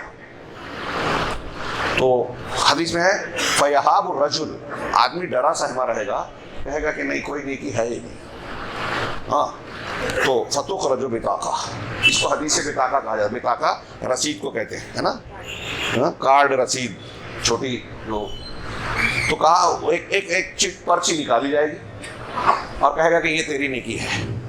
تو کہے گا یا رب، ہاں ما هذه البطاقہ ما هذه السجلات، یہ چھوٹی سی پرچی ان 99 بڑے بڑے رجسٹروں کے سامنے اس کی کیا حیثیت ہے؟ تو اس سے کہا جائے گا کہ تجھ پر ظلم نہیں ہوگا، تجھے پتا ہے اس میں کیا ہے، اس میں کیا لکھا ہوا ہے؟ اس میں تمہارا یہ عمل ہے کہ تم گواہی دیتے تھے اشہد ان لا الہ الا اللہ کی، اللہ کے سوا کوئی معبود برحق نہیں ہے، اس کی گواہی دیتے تھے، یہ تمہاری نیکی ہے۔ تو اب وہ 99 رجسٹر ترازو کے ایک پلڑے میں ہوں گے اور یہ پرچی دوسرے پلڑے میں، یہ پرچی والا پلڑا بھاری ہو جائے گا، جھک جائے گا۔ لا الہ الا اللہ کا یہ وزن ہے، حضرت موسیٰ علیہ السلام سے ایک روایت اور ایک حضرت نوح علیہ السلام سے اللہ کے رسول نے بیان کی. حضرت نوح علیہ السلام نے اپنے بیٹے کو نصیحت کی اور موسیٰ علیہ السلام نے اللہ سے کلام کیا. دونوں روایتوں میں ہے. یہ موسیٰ علیہ السلام والی روایت کتاب التوحید میں شیخ محمد عبد الوہاب نے نقل کی ہے. اس میں ہے کہ اگر ساتوں آسمان اور ان میں موجود ساری چیزیں سوائے اللہ کے, ساتوں آسمان اور ان میں موجود سارے فرشتے اور چیزیں ترازو کے ایک پلڑے میں ہو, ساتوں زمین ایک پلڑے میں ہو اور دوسرے پلڑے میں لا الہ الا اللہ ہو, تو لا الہ الا اللہ کا پلڑا بھاری ہوگا. کیا وزن ہے اس توحید کا. اگر ایک آدمی زمین و آسمان زمین بھر کے گناہ لائے گا, حدیث قدسی ہے, لیکن ساتھ میں یہ خوبی اس کے اندر ہوگی کہ اس نے اللہ کے ساتھ شرک نہیں کیا ہے, تو اللہ تعالیٰ کہے گا, اللہ کے رسول نے فرمایا کہ اللہ کہے گا کہ میں اسی کے برابر جتنا گناہ بھر کے لائے گا اسی کے برابر مغفرت معافی لے کر آؤں گا. سارے گناہ معاف. توحید سے گناہ معاف ہوتے ہیں, توحید سے معاف ہوتے ہیں. اور اس کی شرک ہو تو اس سے نیکیاں مٹ جاتی ہیں. اگر ایک آدمی شرک اکبر کرے گا تو اس کے نقصانات کبھی جہنم سے نہیں نکلے گا. شرک اکبر کرے گا تو کوئی بھی نیکی کتنا بھی کروڑوں کروڑ اللہ کے راستے میں خرچ کر دے قبول نہیں ہوگی. حج, روزہ, زکوٰۃ, صدقہ, خیرات, فضائل کا بیکار. لکھ لیں, یہ صرف یہ ایک چیز جان لے آج مسلمان تو غور کرے گا, سیکھے گا کہ شرک اور توحید کسے کہتے ہیں. ہمارے یہاں ہندوستان پاکستان کا عجیب معاملہ ہے. فضائل پہ محنت ہے, حکومت اسلامیہ کی بات ہوتی ہے, دوسری باتیں ہوتی ہیں. ہندوستان پاکستان ہی نہیں پوری دنیا میں سلفی گروہ کے علاوہ یہ خوش قسمتی, یہ میں کوئی تعصباً نہیں کہہ رہا ہوں, اللہ رب العالمین کے تحدیث نعمت کے طور پر اور لوگوں کی ترغیب کے لیے کہہ رہا ہوں کہ کسی کو اگر برا لگتا ہے تو برا لگنے کے ساتھ وہ غور کرے, ہماری بات پہ تحقیق کر لے ہوئے کہ روئے زمین پر اس وقت اگر کوئی گروہ ہے جس کی دعوت انبیاء کی دعوت کے طریقے پر ہے, جس کی دعوت کا آغاز اور بنیاد توحید ہے, جو شرک کے لیے کھلی تلوار ہے, جو شرک سے کبھی سمجھوتا نہیں کرتی, وہ صرف جماعت اہل حدیث ہے, صرف سلفی گروہ ہے. وہاں کے لوگ سودے بازیاں کرتے ہیں عقیدے کے معاملے میں بھی, ان کے اپنے موقف ہیں, ان کے اپنے بنائے ہوئے خود ساختہ اصول ہیں, اور یہ ہمارے لیے جیتے جاگتے نمونے ہیں. یہ دکانیں چل رہی ہیں نذرانوں کی, چڑھاووں کی, ہاں, اس بات کی پرواہ نہیں ہے کہ آدمی اپنی دولت بھی لٹا رہا ہے, اپنا ایمان بھی لٹا رہا ہے, اور اس پر مر گیا تو کبھی جہنم سے نہیں نکلے گا. سارے اعمال برباد, کتنی بھی محنت کر لو. تو میں عرض کر رہا تھا کہ اللہ کے نبی جناب محمد رسول اللہ صلی اللہ علیہ وسلم کے دین کی کا محور بنیاد سب سے بڑا یہی ہے, اور جو لوگ اس کی مخالفت کرتے ہیں وہ اللہ اور رسول کی دشمنی کرتے ہیں, چاہے جتنا نام لے ہوئے ذکر کریں, اللہ کے رسول کی محبت کا مظاہرہ کریں. جب آپ کی دعوت کی بنیاد ہی کو آپ ماننے کے لیے, سیکھنے کے لیے تیار نہیں ہو, قرآن کے بنیادی تعلیم کو جرکل اللہ احد, ابھی میں نے پڑھا آیت الکرسی, اس کی فضیلتیں پڑھتے ہیں, میں نے ایک جملہ پڑھا, اللہ لا الہ الا ہو الحی القیوم, اللہ اس کے سوا کوئی لائق عبادت ہے ہی نہیں, کوئی نہیں, کوئی نہیں. کیوں نہیں ہے؟ آگے آیت الکرسی میں جتنی آگے جملے فکر ہے نا, سب اس کی دلیلیں ہیں. شیخ عبدالرزاق کی کتاب سے کا میں نے ترجمہ کیا ہے, دلائل توحید, اس میں کیا ہے. تو پہلی دلیل تھی الحی, وہ زندہ ہے. اللہ کا زندہ ہونا کیسا ہے؟ ہماری طرح نہیں, ہم پہلے نہیں تھے, آج ہیں اور کل نہیں رہیں گے. ہماری زندگی کیسی ہے کہ ہم بے ہوش ہوتے ہیں, ہم سوتے ہیں, غفلت میں رہتے ہیں. ہماری زندگی کی ساری خوبیاں انتہائی ناقص ہیں, ادھوری ہیں, انتہائی ادھوری ہیں. ہم دیکھتے بہت تھوڑا ہیں, سنتے بہت کم ہیں. اللہ تعالیٰ کائنات کی ہر آواز سنتا ہے, چونٹی کی چال کی بھی آواز سنتا ہے, اور گھن گرج کو بھی سنتا ہے. آپ اور ہم میں کا, دنیا کا ہر انسان, ہر جن, ہر پرندہ, ہر چرندہ, ہر کیڑا اگر اللہ کو پکارتا ہے, ایک ہی وقت میں سب کی آواز سنتا ہے, سب کی بات سمجھتا ہے, سب کی نیتوں کو جانتا ہے. غور کیجیے, ایسا الحی ہے. وتوکل علی الحی الذی لا یموت. اللہ نے قرآن میں کہا کہ اس ذات پر بھروسہ کیجئے, اعتماد کیجئے, تقیہ کیجئے جو حی ہے, زندہ ہے, جسے موت نہیں آ سکتی. اب دنیا کے جتنے بھی لوگ ہیں وہ حضرت عیسیٰ علیہ السلام ابھی نہیں مرے, لیکن انتقال ہونے والا ہے. انبیاء کرام اس دنیا سے گزر گئے. جناب محمد رسول اللہ صلی اللہ علیہ وسلم کے بارے میں صاف کہا قرآن نے, انک میت و انہم میتون, آپ بھی میت ہیں اور یہ بھی میت ہیں, یعنی آپ بھی دنیا سے جانے والے, آپ کو وفات ہونے والی ہے, اور سارے لوگوں کو بھی وفات ہونے والی ہے. قرآن کہہ رہا ہے چلے گئے دنیا سے, زندہ رہنے والا. حضرت ابوبکر صدیق نے آپ کی وفات پر جو جملہ کہا تھا, یہی کہا تھا, من کان یعبد محمدا فإن محمدا قد مات. جو محمد صلی اللہ علیہ وسلم کی عبادت کرتا تھا وہ سن لے کہ محمد صلی اللہ علیہ وسلم کی وفات ہو گئی. دیکھیے عربی میں ماتا کا لفظ استعمال کیا. یہاں ہم جب یہ لفظ اللہ کے رسول کے لیے استعمال کریں گے تو ہمارے بہت سے بھائی ناراض ہوں گے, یہ گستاخی ہے کہ رسول اللہ علیہ وسلم کے لیے موت کا لفظ استعمال کیا. اگر گستاخی ہے تو قرآن میں بھی ہے. وما محمد الا رسول افإن مات او قتل انقلبتم. حضرت ابوبکر صدیق نے یہی آیت پڑھی تھی جب حضرت عمر نے کہا کہ جو کہے گا محمد صلی اللہ علیہ وسلم کی موت ہو گئی میں گردن اڑا دوں گا. یہ آیت پڑھی اور پھر یہ 2 جملے کی تقریر کی. حضرت ابوبکر صدیق گستاخ ہے. امام احمد رضا صاحب سے پوچھا گیا کہ بھائی آپ کہتے ہو, آپ نے بھی لکھا کہ کچھ لمحے کے لیے موت آئی اللہ کے نبی, قرآن حدیث میں جو موت ہے تو اس کی تعویل کیا کریں؟ کہا کچھ لمحوں کے لیے. تو علماء نے سوال کیا کہ کتنی دیر کے لیے موت آئی اللہ کے رسول, کتنے لمحے کے لیے آئے گی تو گستاخی نہیں ہے, اور کتنے لمحوں کے لیے آئے گی تو گستاخی ہو جائے گی. ہم کہتے ہیں کہ موت ہو گئی تو آپ کہتے ہیں گستاخ. آپ کہہ رہے تھوڑی دیر کے لیے آئی تو تھوڑی دیر میں گستاخی نہیں ہے؟ ہاں, کتنی دیر میں گستاخی ہوگی؟ جب تھوڑی دیر میں نہیں ہے تو زیادہ دیر میں بھی نہیں ہے. یہ صرف اللہ کی شان ہے. کائنات کے جتنے لوگ ہیں دیوی دیوتا کو جو لوگ مانتے ہیں وہ تصوراتی ہوں کہ حقیقی ہوں, انبیاء ہوں, صالحین ہوں, ہاں سب کو کل نفس ذائقۃ الموت. کوئی اس لائق نہیں ہے. اللہ ہمیشہ سے ہے, ہاں الاول ہے. ساری چیزوں کا ایک ابتدا ہے, آغاز ہے. ہمارے ماں باپ, ان کے ماں باپ, ان کے ماں باپ, آدم علیہ السلام, ان سے پہلے کوئی باپ نہیں, کوئی ماں نہیں. یہی حال ساری کائنات کی ہر مخلوق کا ہے. اب پہلے نہیں تھے, اب ہو گئے. جب نہیں تھے تو آسمان زمین کو بنانے والے یا کوئی کام کرنے والے, آج آپ اور ہم جو کر سکتے, جب پیدا نہیں ہوئے تو کر سکتے تھے کیا؟ فرعون سے موسیٰ علیہ السلام نے یہی پوچھا تھا نا, تو پوچھتا رب العالمین کون ہے؟ ارے آسمان زمین کا رب. ہاں, تو پوچھتا ہے کون ہے؟ تیرے ماں باپ کا, تیرا اور تیرے ماں باپ کا. تیرے ماں باپ, اپنے ماں باپ کو تو نے پیدا کیا. بات پھیل رہی ہے لیکن ہر بات اہم ہی اہم ہے. ہاں, اس کی بے شمار دلیلیں ہیں, بکھری پڑی ہے کائنات میں.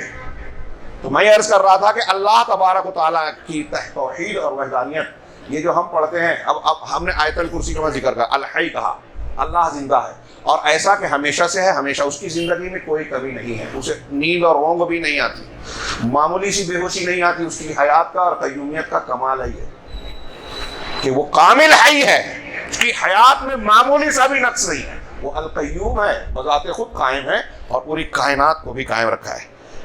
یہاں کاش کے موقع ہوتا, وقت ہوتا.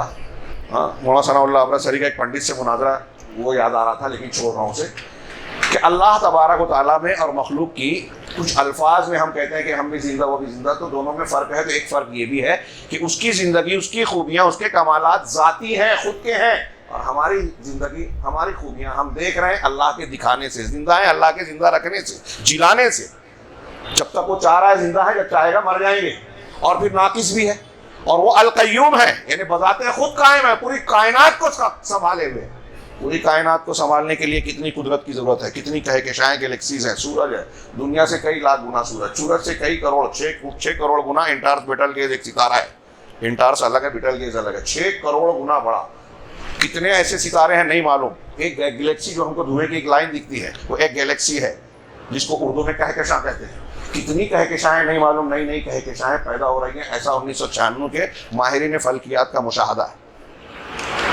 والارض خلقناها وإنا بأيدي, ہاں کہ والسماء بنيناها بأيدي وإنا لموسعون.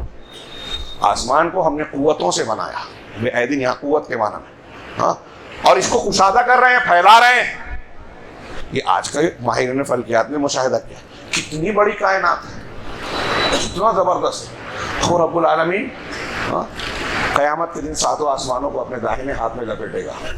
زمین مٹھی میں ہوگی. والارض جمیعا قبضتہ یوم القیامہ والسماوات مطویات بیمینہ. پوری زمین اللہ کی مٹھی میں ہوگی اور پورے 7 آسمان اللہ دائنے ہاتھ میں لپیٹے گا اور کہے گا این انا الملک, میں ہوں بادشاہ. این ملوک الارض, زمین کے بادشاہ کہاں ہیں؟ این المتکبرون, تکبر کرنے والے کہاں ہیں؟ ظالم و جابر لوگ کہاں ہیں؟ آج صرف میرا حکم چلے گا. کیسی شان ہے رب العالمین کی, اور ان کو پوجا جا رہا ہے. جن کو کیوں پوج رہے ہو؟ یہ حی ہے, قیوم ہے؟ نہیں, کوئی نہیں ہے. آیت الکرسی کی فضیلت قرآن کی سب سے عظیم آیت اس لیے ہے کہ اس میں پورا کا پورا جس طرح توحید بیان کی گئی کسی میں نہیں. سورہ اخلاص قل اللہ احد کو ثلث قرآن, ایک تہائی قرآن کے برابر کہا گیا, اس لیے کہ یہ توحید کو خالص کرتے اللہ رب العالمین کی ذات و صفات کی ایک تہائی مضمون جو قرآن مجید میں پھیلا ہوا ہے اس کو اپنے اندر جامع طریقے سے سمیٹے ہوئے ہے.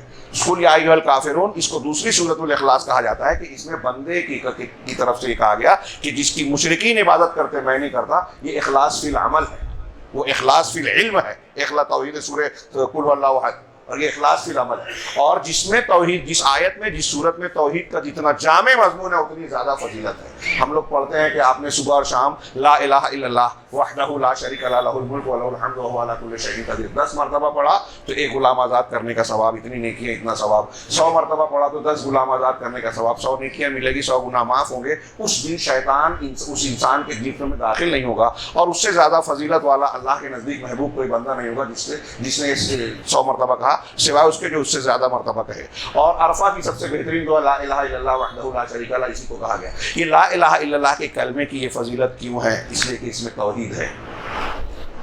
اب ہم توحید کو کے کلمے کو پڑھیں اور شرک بھی کریں. ہاں وقت بہت کم ہے، اس لیے میں اس تفصیل کو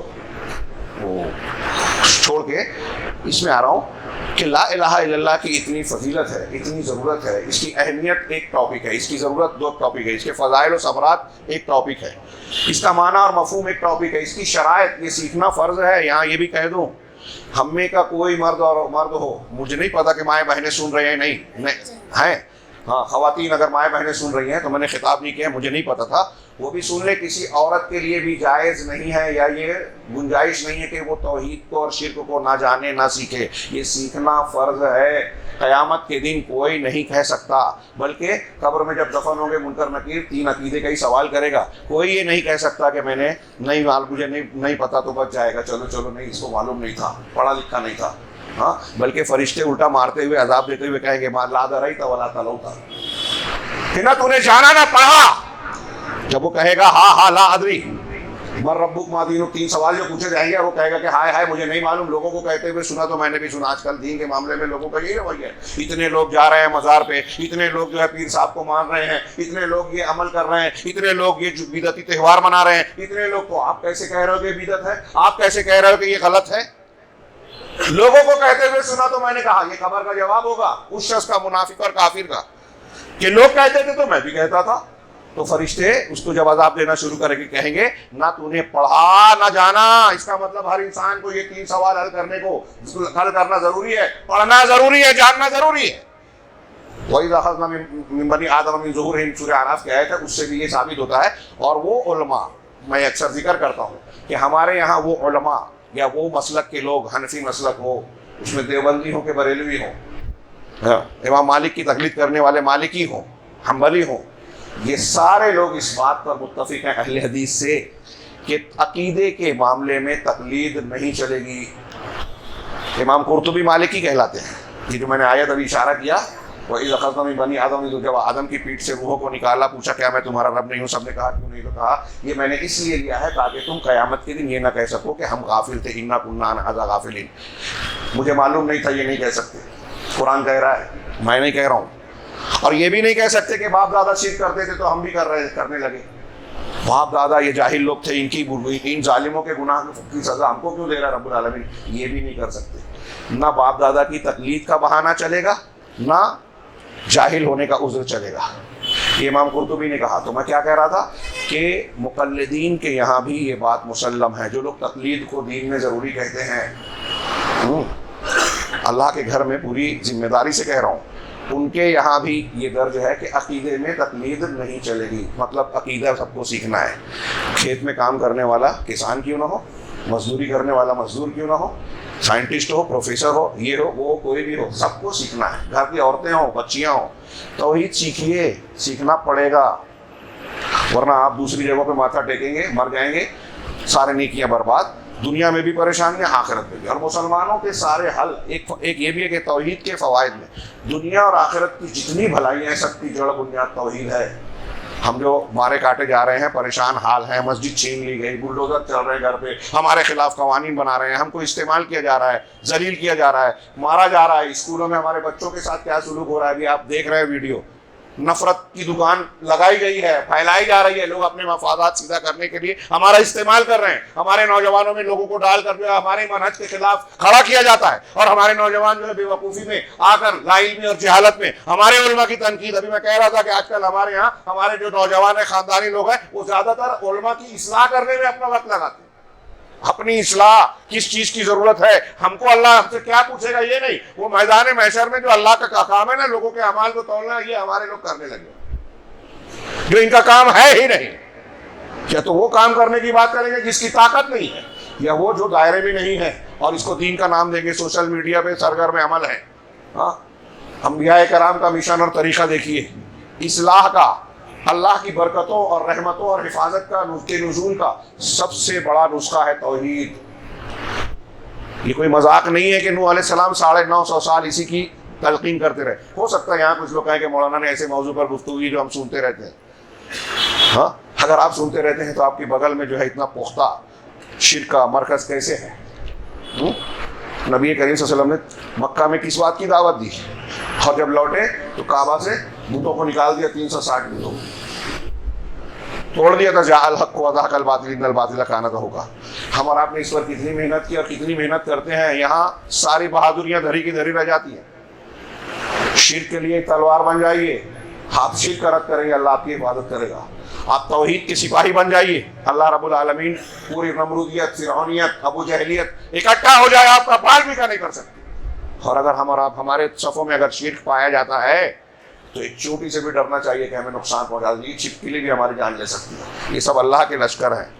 اللہ کسی کو بھی ہم پر مسلط کر دے گا. یہ حکومت فلاں, وزیر اعظم فلاں, یہ ان کا شکوہ مت کیجیے. اعمالکم اموالکم, تمہارے اعمال تمہارے اموال ہیں, ہمارے اعمال ہمارے اموال ہیں. یہ جو علماء کا قول ہے یہ قرآن کی آیتوں سے مستفاد ہے. میں اصل طرف آؤں موضوع پر, اور بہت اہم ہے وہ یہ کہ آج کے اس موضوع میں میں چاہتا تھا کہ لا الہ الا اللہ ہمارے یہاں سب کہتے ہیں. ہاں, سارے لوگ اس کی فضائل بیان کرتے ہیں کہ لا الہ الا اللہ کی یہ فضیلت, اتنا اجر, اتنی مرتبہ پڑھ لیے تو یہ, صبح و شام کے اذکار میں اس کی اتنی فضیلت ہے, توحید کی یہ فضیلت ہے. شرک کو سب برا مانتے ہیں. اب جو لوگ شرک کر رہے ہیں, ابھی دین مزار کی بات میں کر رہا ہوں, شرک کر رہا ہوں, تو ہو سکتا ہے کہ اس کو ماننے والے جہاں میری آواز اگر ان کے کانوں میں پہنچ رہی ہے تو وہ غصے سے کھول رہے ہوں گے کہ یہ مولوی کون ہے, لڑا رہا ہے, غلط بات کہہ رہا ہے, ہاں ہم کو مشرک ہے, ہمارے عمل کو شرک کہہ رہا ہے. وہ شرک کر رہے ہیں لیکن مشرک کہلانا پسند نہیں کرتے. ان سے پوچھیں گے تو وہ یہ تھوڑی وہ کہیں کہ ہم شرک تھوڑی کرتے ہیں, ہم ان بزرگوں کو اللہ کے برابر تھوڑی مانتے ہیں. ہاں, یہ ایک مستقل ٹاپک ہے. ہمارا کشف الشبہات محمد الوہاب کے کتابچے کا درس چل رہا ہے, پورا ہوا ہے. اس میں ان شبہات کے جواب دیے گئے ہیں کہ لوگ کہتے ہیں کہ ہم اللہ کے برابر. بتائیے کہ نوح علیہ السلام کے قوم کے لوگ جن کو دنیا میں سب سے پہلا شرک پایا گیا, ود, سوا, یغوث, یعوق, نصر ناموں کا ذکر قرآن میں ہے, کیا وہ اللہ کے برابر ان کو اللہ مانتے تھے؟ اللہ مانتے تھے؟ ان کو کیا مانتے تھے کہ ان کے ذریعے سے ہم اللہ کی قربت چاہیے. کفار مکہ کے بارے میں یہی بات قرآن میں کئی جگہ موجود ہے. ما نعبدهم الا ليقربونا الى الله زلفا. ہم ان بتوں کی عبادت کیوں کرتے ہیں؟ اس لیے کہ یہ ہم کو اللہ سے قریب کر دیں گے. اب یہ ہمارے یہاں مشرکین کہتے ہیں, ارے وہ جو مشرکین مکہ تھے وہ اللہ کے رسول کو رسول نہیں مانتے تھے, قرآن کو اللہ کا کلام نہیں مانتے تھے, آخرت پر ایمان نہیں رکھتے تھے, تو کیا وہ اور ہم ایک جیسے؟ بڑے پیارے پیارے جوابات دیے ہیں محمد عبدالوہاب رحمہ اللہ نے. دنیا کا کوئی بھی مسلمان بتائے, ایک آدمی, ہم میں سے جتنے لوگ بیٹھے ہیں فتویٰ دے کہ ایک آدمی پورے اسلام کو مانتا ہے اور بول دے کہ میں نماز کو فرض نہیں مانتا, تو آپ کیا بولیں گے اس کو؟ سوال کر رہا ہوں. وہ کہے کہ میں نماز کو فرض مانتا ہی نہیں, کیا ہوگا؟ کافر. تو آپ کوئی بولے گا کہ ارے وہ قرآن کو مانتا ہے, رسول کو مانتا ہے, اللہ کو مانتا ہے, فرشتوں کو مانتا ہے, آخرت کو مانتا ہے, وہ حج کو مانتا ہے, روزے کو مانتا ہے, زکوٰۃ کو مانتا ہے, فلاں فلاں فلاں فلاں کو مانتا ہے, ذکر و اذکار کرتا ہے, توبہ استغفار کرتا ہے, اللہ کے راستے میں خرچ کرتا ہے, اور صرف نماز کا انکار کرتا ہے, تو آپ کافر.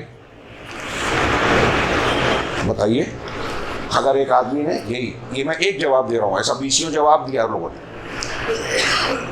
کفار مکہ یا نصارہ کو اللہ نے کافر کہا. حضرت عیسیٰ کو, کون تھے وہ؟ پیغمبر تھے. آپ کہتے ہیں یہ بزرگان دین ہے. کوئی بزرگ دین دنیا کا کوئی کتنا ولی کتنا بڑا بھی ہو جائے, سارے اولیاء مل جائے, ایک نبی کے درجے کو آس پاس بھی نہیں پہنچ سکتے. وہ تو پیغمبر کو پوچھتے تھے, وسیلہ مانتے تھے, اللہ کا بیٹا بول دیا, نعوذ باللہ. اللہ نے کافر کہا. وہ اللہ کا بیٹا بنایا اللہ نے. کچھ عیسائی یہ مانتے ہیں, کچھ کہتے ہیں بیٹے تھے. آج ہمارے یہاں بریلوی کہتا ہے کہ جو مستوی عرشتہ خدا بن کر مدینے میں اتر پڑا مصطفیٰ بن کر. دونوں میں کیا فرق ہوا؟ ہاں, اللہ کی ربوبیت میں بھی یہاں شرک پایا جاتا ہے, الوہیت میں بھی, اسماء و صفات میں بھی. وقت نہیں ہے, یہ میرے ہاتھ میں ایک پرچی ہے.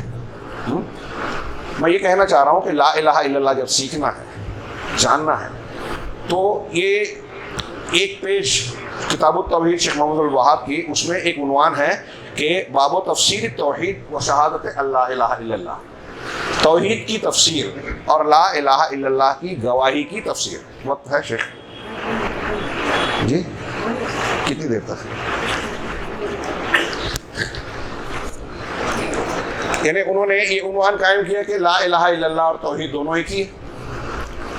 اس کی تفسیر کیا ہے؟ ہمارے یہاں میں نے ابھی عرض کیا کہ ہر مسلک کا آدمی لا الہ الا اللہ پڑھتا ہے، لیکن لا الہ الا اللہ کو سمجھتا ہی نہیں ہے. عوام چھوڑیے، ہاں عوام کی بات، یہ بات میں بعض تقریروں میں بہت تفصیل سے بیان کر چکا ہوں، صرف اشارے کروں. عوام نہیں، خواص. صوفیوں کے یہاں دیکھیے بڑے بڑے پیر مشائخ نام جو عوام میں بڑے مشہور کیے گئے کہ ایسے تھے ویسے تھے، پانی پہ چلتے تھے، ہوا میں اڑتے تھے، کہ ایسی کرامت ویسی کرامت، طیش میں آ جاتے تھے تو معلوم نہیں کیا کیا کر لیتے تھے، کرامت کھیلتے تھے. ہاں اس وضو سے وہ نماز اور اس وضو سے وہ نماز، یہ بیان کیا جاتا ہے. کیا مقصد ہے؟ یہ میں اکثر بیان کر جملہ بولتا ہوں اور دیکھتا ہوں کہ کچھ لوگ مسکراتے ہیں، لگتا ہے مسکرانے والی بات، لیکن ہندوستان پاکستان میں یہ غور کرنے والی بات ہے. شرک کی دکانیں اسی سے چل رہی ہیں. فضائل اعمال کے نام پہ جو جھوٹی سچی کہانیاں سنائی جاتی ہیں نا، حکایات، وہ بزرگ ایسے تھے، ہاں وہ یہاں پر آنکھ بند کر کے مکہ میں نماز پڑھ لیتے تھے، کعبہ میں گھسنے والی بلی کو یہیں سے بھگا دیتے تھے. بتایا کہ سالن کے نیچے کا گوشت نظر نہیں آتا تھا، کعبہ کی بلی ہکالتے تھے، بھگاتے تھے. یہ کیوں بتائے تھے؟ بیان کیا جاتا ہے. اس چیز کو بیان کر کے عوام کو دھوکہ دیا جاتا ہے کہ جب ان کے اندر ایسا تھا کہ وہ کرامت کھیل سکتے تھے، غصے میں آ گئے تو یہ کر لیا، خوش ہو گئے تو وہ کر لیا، کسی کو نواز دیا کسی کو محروم کر دیا، تو ہم ان سے مانگیں گے تو مل جائے گا. یہ شرک کی دکان کا ایک شو روم ہے. واقعات جھوٹے بیان کیے جاتے ہیں بزرگوں کو بڑھا چڑھا کے، اور میں اکثر یہ سوال کرتا ہوں ان جماعت والوں سے جو دعوت و تبلیغ اور دین کو پھیلانے کا ڈنڈورا پیٹتے ہیں کہ آپ جو دعوت دیتے ہیں، جو بات بتاتے ہیں، نبی صلی اللہ علیہ وسلم اور صحابہ کرام کی دعوت کا طریقہ جو قرآن کا طریقہ ہے، دونوں میں کتنا میل کھاتے ہیں. ہمارے ایک دوست نے اپنے ایک چچا کو ترجمے والا قرآن دیا، بریلوی تھے، کہا پڑھو پھر ہم بات کریں گے ترجمے والا. کچھ دنوں بعد مجھے کہا کہ 15 پارے تک پڑھ چکا ہوں، لیکن ابھی تک مجھے حیرت ہے کہ 15 پارہ قرآن کا ترجمہ پڑھ لیا اور شیخ عبد القادر جیلانی کا نام ہی نہیں آیا. یہ ہم کو ہنسی آ رہی ہے، لیکن رونے کا مقام ہے کہ لوگ دین کی بنیادوں سے، دین سے کتنے دور ہیں. کتنی بڑی جہالت ہے یہ کہ شخصیات کو وہ دین سمجھ رہے ہیں، قرآن میں ان شخصیات کو ڈھونڈ رہے ہیں جن کی پیدائش سے بہت پہلے قرآن نازل ہو چکا، ان شخصیات کو قرآن میں ڈھونڈ رہے ہیں.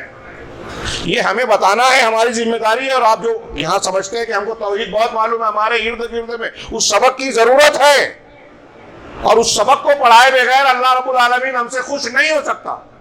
یہ ہماری ذمہ داری ہے، دینی فریضہ ہے. تو میں یہ عرض کر رہا تھا کہ بڑے بڑے لوگ، یہ جو میں نے ایک تھوڑا سا اشارہ کیا، صوفیوں کے یہاں وحدت الوجود اور حلول کا عقیدہ پایا جاتا ہے. اکثر میں اس کا ذکر کرتا ہوں اور اس لیے کرتا ہوں کہ لوگ اس کو جانیں، تحقیق لکھیں، سمجھیں کہ یہ بیان کیا جاتا ہے ہر چیز میں اللہ ہے، ہر جگہ اللہ ہے. نعوذ باللہ من ذالک. ہاں شیخ ابن ابی العز حنفی کے لفظوں میں وہ کہے کہ یہ یہود اور نصارہ کے شرک سے زیادہ شنیع، قبیح اور گھناؤنا شرک ہے. اس سے بڑا کفر ہے ہی نہیں روز زمین پر، ہر چیز میں اللہ کو ماننا. یہ جو ہندو عقیدے میں ہے کہ ہر چیز میں بھگوان، آپ کے اندر، میرے اندر، اس پتھر میں، اس درخت میں، اس فلاں میں، اس جانور میں، سب میں. ہمارے یہاں ابن عربی، ابن فارس، ابن سبعین، جن کو یہ شیخ اکبر کہتے ہیں، ہمارے دیوبندی بریلوی صوفی لوگ، شیخ اکبر کتے میں کہتا تھا، بلی میں کہتا تھا کہ اس میں بھی جو ہے اللہ ہے. دیوبند کے مفتی صاحب نے ناندیڑ میں جواب دیا کہ ایک نیا حدیث نے سوال کیا تھا کہ ہندو جس مورتی کو پوچھتا ہے کیا اس میں بھی اللہ ہے؟ کہا اس میں بھی ہے. ناندیڑ کے مفتی نے کہا. دیوبند کے مفتی صاحب آئے، ان کو پرچی سے پوچھ لیا تو پہلے غیر مقلدین کو گالیاں دینے لگے. پھر اسٹیج پہ بلایا کہ کون لکھا ہے، یہ گیا اور بہت کچھ ڈانٹنے پھٹکارنے کے بعد کہا کہ ہمارے مفتی صاحب نے جو جواب دیا سچ دیا. میں نام لے کے کھلا کھلا کہہ رہا ہوں، کیوں؟ مجھے اس بات کا شوق نہیں ہے کہ لوگ مجھے گالی دیں، برا مانیں. میں اسے دین کی ذمہ داری مانتا ہوں. ایک دوم یہ کہ عوام کو یہ معلوم ہونا چاہیے کہ ان لوگوں کا یا لوگوں کا عقیدہ یہ ہے، اور میں کہہ رہا ہوں کہ یہ سب سے گھناؤنا شرک ہے، کفر ہے، توحید کی ضد ہے، قرآن و سنت کے خلاف ہے، تمام انبیاء کرام کی مخالفت ہے. تو آپ کو چونکنا چاہیے، تحقیق کرنا چاہیے کہ میری بات اگر صحیح ہے اور آپ اس کو مان رہے ہیں تو کس کا نقصان ہے؟ میرا؟ مجھ سے ناراض ہو کے آپ اپنا فائدہ کر رہے ہو. معلوم کریں. یہ میں نے صوفیوں کی بات کی، نام نہیں لیا، بہت سارا یہ ایک دو ذکر آ گیا. ہاں مولانا مودودی صاحب کی جماعت اسلامی، ہاں شیخ سید قطب صاحب اخوانی، یہ جڑواں ہیں، ایک دوسرے کے ساتھ ہیں. ان کے یہاں دیکھیے لا الہ الا اللہ کی کیا تشریح ہے. مجھے یہاں پا کر پتہ چلا کہ ایک موضوع میرا رد مولودیت بھی دے دیا ہے. وہاں انشاءاللہ یاد رہا تو بتاؤں گا. قرآن کی 4 بنیادی اصطلاحیں. الہ کا وہ مطلب کہ قرآن میں، حدیث میں، صحابہ میں، تابعین میں، تبع تابعین میں، ائمہ میں، محدثین میں، تمام عقیدے کے علماء میں، آج کے تمام سلفیوں میں، جمہور اہل سنت والجماعت میں جو مانا جاتا ہے اس سے ہٹ کے یہ لوگ الہ کا مانا کرتے ہیں. صوفیوں کی طرح کہتے ہیں لا الہ کا مانا رب کا کرتے ہیں سید قطب صاحب. ہاں مودودی صاحب کہتے ہیں الہ کا مانا اسٹیٹ، ایک مقتدر اعلیٰ، اقتدار اعلیٰ، حاکم. اور دین کا مانا اسٹیٹ، ریاست، سیاسی دین، سیاسی اسلام، سیاسی اقامت دین کے نام پر پورے دین کو سیاسیات دیا. لا الہ الا اللہ کی تشریح وہاں بھی غلط کی جاتی ہے، ادھوری کی جاتی ہے. لا الہ الا اللہ کا جو معنی ہم کہتے ہیں کہ کوئی معبود برحق ہے ہی نہیں، وہاں الہ کا معنی حاکم کیا جاتا ہے. وہ صحیح ہے وہ بھی، لیکن وہ توحید کا لا الہ الا اللہ کے معنی کا ایک جز ہے، پورا معنی نہیں ہے. غلط معنی بیان کرتے ہیں. میں نے یہ 2-3 مثالیں دی آپ کے ارد گرد میں جو پائے جاتے ہیں. یہاں کلمہ ہی صحیح نہیں ہے، دین کی بنیاد ہی درست نہیں ہے، تو عمارت کا کیا معاملہ ہوگا. اس لیے کتنی ضرورت ہو جاتی ہے کہ ہم خود لا الہ الا اللہ، اسلام کی بنیاد کو، اس کے معنی مفہوم کو شرائط کے ساتھ، تقاضوں کے ساتھ سیکھیں، جانیں. ہاں اور اسے جان سیکھ کر اپنے گھروں میں اگر آپ چاہتے ہیں کہ ہمارے بال بچے جہنم کی بھیانک آگ سے بچے، تو پہلا سبق یہ دینا ہے، لازماً دینا ہے. اور جب ہم نے سیکھ لیا، سمجھ لیا، تو پھر دوسروں تک پہنچانا ہے. تفسیر و لا الہ توحید کا یہ امام محمد بن عبد الوہاب رحمہ اللہ نے اس درس میں کتاب التوحید کا یہ ایک میں نے نوٹ کر لیا. ہاں 4 قرآن کی آیتیں نقل کی اور 1 حدیث نقل کی. وقت نہیں ہے، ایک آیت کے لیے بھی کم سے کم ایک تقریر والا جو اب تک ہوا ہے اتنا موقع چاہیے. لیکن میں سرسری طور سے کہوں گا اور امید کروں گا کہ آپ اس کی تفصیلی معلومات حاصل کریں، مطالعہ کریں، علماء کی مجلسوں میں بیٹھیں، ان سے استفادہ کریں. کہا پہلا کہ لا الہ الا اللہ کی تشریح کرتے ہوئے پہلی آیت انہوں نے نقل کی، اولئک الذین یبتغون الی ربہم الوسیلہ ایہم اقرب ویرجون رحمتہ ویخافون عذابہ ان عذاب ربک کان محذورا. یہ میں نے شروع میں پڑھی تھی. اللہ رب العالمین نے سورہ بنی اسرائیل، جس کو سورہ اسراء بھی کہتے ہیں، میں یہ ارشاد فرمایا کہ یہی وہ لوگ ہیں جو اپنے رب کی طرف وسیلہ تلاش کرتے ہیں کہ ان میں سے کون اللہ کے زیادہ قریب ہے. وسیلہ تلاش کرتے ہیں. اب لفظ وسیلہ آ گیا تو ہمارے ہاں اسی کی بنیاد پر شرک کی ساری دکان چمکائی جاتی ہے، وسیلہ اور شفاعت. اس وسیلے کا معنی قرآن میں 2 جگہ استعمال ہوا ہے کہ ہاں، اور ایک جگہ یا ایھا الذین آمنوا ابتغوا الی اللہ الوسیلہ، اتقوا اللہ وابتغوا الیہ الوسیلہ. تو یہ 2 جگہ ہے. دونوں جگہ آپ دیکھیں صحابہ کرام، تمام مفسرین معتبر مفسرین اہل سنت، وہ وسیلے کا معنی یہ کہتے ہیں کہ جن چیزوں کو اللہ اور رسول اللہ صلی اللہ علیہ وسلم نے شریعت میں بتایا ہے کہ یہ چیزیں اجر و ثواب کی ہیں، اللہ سے قریب کرنے والی ہیں، وہ سب وسیلے جائز وسیلے ہیں. نیک اعمال، اعمال صالحہ، نماز، روزہ، حج، زکوٰۃ، نیکیاں، اللہ سے دعا کرنا، اللہ کے اسماء الحسنیٰ کا جو وسیلہ لگانا جائز ہے دعا مانگنے میں، اللہ کے اسماء الحسنیٰ کا وسیلہ لگانا، اپنے نیک اعمال کا وسیلہ لگانا، اور کوئی زندہ حی قادر شخص ہو اس سے جا کے کہنا کہ اللہ سے دعا کرو، جو متقی پرہیزگار زندہ ہو، موجود ہو اور دعا کرنے کی طاقت رکھتا ہو، قادر ہو. یہ شرط ہے. جیسے اللہ کے رسول سے آ کے کہا کہ ہمارا بارش نہیں ہو رہی ہے، دعا کیجیے. کارابی میں 3 لوگ غار میں پھنس گئے تو اپنے نیک اعمال کا وسیلہ لگا کے دعا مانگی. اپنے اعمال سے دعا مانگ سکتے ہو وسیلے سے، ہاں، لیکن دنیا کی بجائے آخرت مانگنا بہتر ہے. اگرچہ جائز ہے دنیا مانگنا بھی، اعمال کا وسیلہ لگا کے دعا مانگنا جائز ہے. ہاں اسی سے دھوکہ دیتے ہیں ہمارے مشرک شرک کی دکان چلانے والے کہ دیکھو، ابھی میں نے کلی بھی بیان بھی دیا تو کسی نے اس کو کاٹ کے پھیلایا کہ اللہ تعالیٰ نے کہا استعینوا بالصبر والصلاۃ، کہ نماز اور صبر سے اللہ کی مدد طلب کرو. تو عالم کہتا ہے کہ دیکھیے اللہ تعالیٰ خود فرما رہا ہے کہ نماز اور صبر سے استعانت کرو، مدد حاصل کرو. نماز اللہ ہے کیا؟ روزہ صبر اللہ ہے کیا؟ تو کہتے ہیں کہ نہیں، نماز اللہ نہیں ہے، روزہ اللہ نہیں ہے. نماز اللہ والی ہے، روزہ اللہ والا ہے. اس سے پتہ چلا کہ اللہ والی اور اللہ والے سے مدد حاصل کی جا سکتی ہے. इन्ना लिल्लाहि व इन्ना इलैहि राजिऊन। क्या ये कुरान की तहरीफ नहीं है? लोगों को कुरान के नाम पर गलत माना बताकर कुरान से शिर्क साबित करने की कोशिश नहीं है? हम जो जायज़ वसीला कह रहे हैं नेक अमाल का, उसमें से सब्र और नमाज भी आ गई। तो जायज़ वसीले में ये है। इस आयत की शक्के शान नुज़ूल में अब्दुल्लाह इब्न मसूद रज़ियल्लाहु तआला अन्हु से इमाम बुखारी ने रिवायत नकल की कि कुछ लोग ऐसे थे जो जीनों से इस्तिंदाद किया करते थे। हाँ, जब किसी वादी में कहीं सफ़र में पड़ाव डालते तो कहते थे अऊज़ु बि सय्यद हाज़िल वादी, इस वादी के सरदार से हम पनाह में आते हैं, पनाह चाहते हैं। तो उसका जिक्र सूरह जीन वगैरह में है। तो वो जीनों को शरीक कहते थे, जीनों की इबादत करते थे। अब अल्लाह के नबी सल्लल्लाहु अलैहि वसल्लम जब दीन लेकर आए तो वो जिनकी ये इबादत करते थे वो मुसलमान हो गए, इस्लाम कबूल कर लिया, और ये लोग उन्हीं की इबादत कर रहे हैं। तो अल्लाह ने कहा उलाइका अल्लज़ीना यब्तगूना इला रब्बिहिमुल वसीला, कि जिनको ये पुकार रहे हैं, जिनकी इबादत कर रहे हैं, ये खुद अल्लाह का तकर्रुब ढूंढ रहे हैं, अल्लाह की कुर्बत चाहते हैं। अय्युहुम अक़रब, के कौन ज्यादा करीब है। हाँ, व यरजूना रहमता, अल्लाह की रहमत की उम्मीद रखते हैं, अल्लाह से उम्मीद रहमत चाहते हैं। व यख़ाफ़ूना अज़ाबा, और अल्लाह के अजाब से डरते हैं। इन्ना अज़ाब रब्बिका काना महज़ूरा, तुम्हारे परवरदिगार का अजाब है ही ऐसा कि डरा जाए।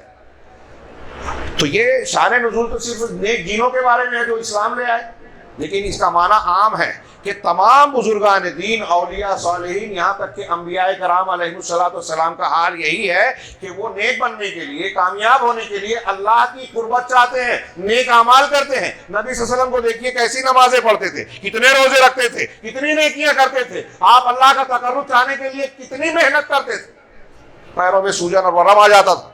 हाँ, अल्लाह से मांगते थे। यदऊना में दुआ भी है, इबादत भी है। अब आप देखिए, मौका नहीं है, मैं सिर्फ इशारा करूं, कुरान में देखिए हज़रत आदम अलैहिस्सलाम ने मग़फ़िरत, गलती की मग़फ़िरत मांगी अल्लाह से। हज़रत इब्राहीम अलैहिस्सलाम औलाद मांग रहे, रब्बी हबली मिनस सालिहीन, अल्लाह से औलाद मांग रहे हैं। हमारे यहाँ पीर बाबा और कब्रों से जाके औलाद मांगी जा रही है। मैंने अभी कहा था हाँ कि पैगंबर के बराबर दुनिया का कोई वली कितना भी ऊंचे मकाम पर चला जाए, हवा में उड़े, पानी पे चले, किसी पैगंबर के पैरों की धूल के बराबर नहीं हो सकता। और उलमाए अहले सुन्नत वल जमात का सलफ व खलफ का ये अकीदा है कि अगर कोई शख्स किसी गैर नबी को नबी से बेहतर जाने तो वो काफिर हो जाएगा। अल्लाह ने नबियों को चुना है, सबसे ऊंचा मकाम दिया है, बिल्कुल वाज़ेह तौर से कुरान और हदीस से साबित है। अब पैगंबर जो है औलाद मांग रहे हैं अल्लाह से। हज़रत अय्यूब बीमार पड़ गए, रब्बी इन्नी मस्सनिय ज़ुर व अंता अरहमुर राहिमीन, अल्लाह से शिफा मांग रहे हैं। नूह अलैहिस्सलाम अपने बेटे के लिए अल्लाह से मांग रहे हैं। नबी करीम सल्लल्लाहु अलैहि वसल्लम की दुआएं, पूरी किताब दुआ और ऐसी किताबें हैं, आपकी दुआएं भरी पड़ी हैं, अंबिया की दुआएं, कुरान, अल्लाह से मांग रहे हैं। मूसा अलैहिस्सलाम दरख्त के नीचे जाके बैठे, मदियन में पानी पिलाया और बकरियों को, उसके बाद दूसरों की मदद करके, और आके दरख्त के नीचे बैठे, उनसे कुछ नहीं मांगा। रब्बी इन्नी लिमा अंज़लता इलैया मिन खैरिन फ़क़ीर, परवरदिगार जो भी तू खैर मुझ पर तरफ नाज़िल करे मैं उसका फ़क़ीर हूँ, मोहताज हूँ। पैगंबर कह रहे हैं, अल्लाह से मांग रहे हैं। तो इससे ये साबित हुआ इस आयत से, ला इलाहा इल्लल्लाह की तफसीर में जो शेख मोहम्मद दुआ ने नकल किया कि ला इलाहा इल्लल्लाह का तकाजा यह है कि इबादत का कोई काम आप किसी अल्लाह के सिवा किसी के लिए नहीं करेंगे। हाँ, उससे नहीं मांगेंगे। रुबूबियत में, उलूहियत में, अस्मा व सिफ़ात के जितनी खुसूसियात कमालात अल्लाह के हैं, हुकूक हैं, कोई एक भी बाल बराबर दूसरे के लिए नहीं फेरेंगे। अगर किसी ने औलाद अल्लाह के सिवा किसी और से मांगी और ये समझता है कि वो देगा, या ये समझता है कि वो दिलाएगा, अच्छी तरह समझ लें, वो ये समझता है कि दिला देगा, अल्लाह आपको औलाद देना नहीं चाहता, और वो ये समझ रहा है कि फला बाबा के बुजुर्ग के दर पे जाऊंगा वो मुझे दिला देंगे, इसका मतलब वो अल्लाह के फैसले को तब्दील कर देंगे। तो आपने अल्लाह को फ़आलुल लिमा युरीद समझा ही कहाँ? हाँ, इन बुजुर्गान दीन को आप अल्लाह का फैसला बदलने वाला समझते हैं। इनका मामला क्या होगा? क़यामत का नक्शा देखिए, हर नबी अंबिया कराम कहेंगे नफ्सी नफ्सी नफ्सी। हाँ, अल्लाह ताला जब तक इजाज़त नहीं देगा कोई ज़बान नहीं खोलेगा। जिसको इजाज़त नहीं मिलेगी वो शिफाअत नहीं कर सकता, फरिश्ते नहीं बोल सकते। कुरान और हदीस में है, सूरह फातिर की आयत है, वक्त नहीं है कि मैं पढ़ूँ, वो हत्ता इज़ा फ़ुज़िअ अन क़ुलूबिहिम क़ालू माज़ा क़ाल रब्बुकुम, ये आयत है कि जब अल्लाह ताला वही को नाजिल करने का इरादा करता है, किसी हुक्म को सुनाने का, तो अर्श हिलने लगता है, आसमान लरजने लगता है, फरिश्ते बेहोश हो जाते हैं। सिर्फ अल्लाह इरादा करता है तो फरिश्ते बेहोश हो जाते हैं। ये दहशत का माहौल होता है। तो कोई नेक से नेक इंसान क्या अल्लाह के सामने ये बोल सकता है कि नहीं नहीं अल्लाह ताला तू फला को औलाद नहीं देना चाहता, मत दे, उसको देना चाहिए, मैं मेरा महबूब है। जैसे लोग वाक़यात बयान करते हैं कि शेख अब्दुल कादिर जिलानी ने बूढ़ी अम्मा की बच्चा इंतकाल हो गया था, हाथ हिलाया, कहा कि लौहे महफूज में उसकी मौत को मिटाकर मैंने ज़िंदगी लिख दी। حضرت عیسیٰ تو کہتے تھے کہ اللہ کے حکم سے اٹھو، میں مردے کو بولتا ہوں میرے حکم سے اٹھ جا تو اڑ جاتا ہے۔ مرغی کی ہڈیاں چبا کے پھینکی تھی، قم بإذنی کہا، وہ اٹھ کے دوڑ کے چلی گئی۔ انا للہ و انا الیہ، ربوبیت میں شرک ہے، کھلا شرک ہے، قرآن حدیث کے مضامین کی مخالفت ہے اور ہمارے ارد گرد پھیلے پڑے ہیں۔ تو اور اولیاء، صالحین، انبیاء سب اللہ کے در کے محتاج ہیں، اللہ سے مانگتے ہیں۔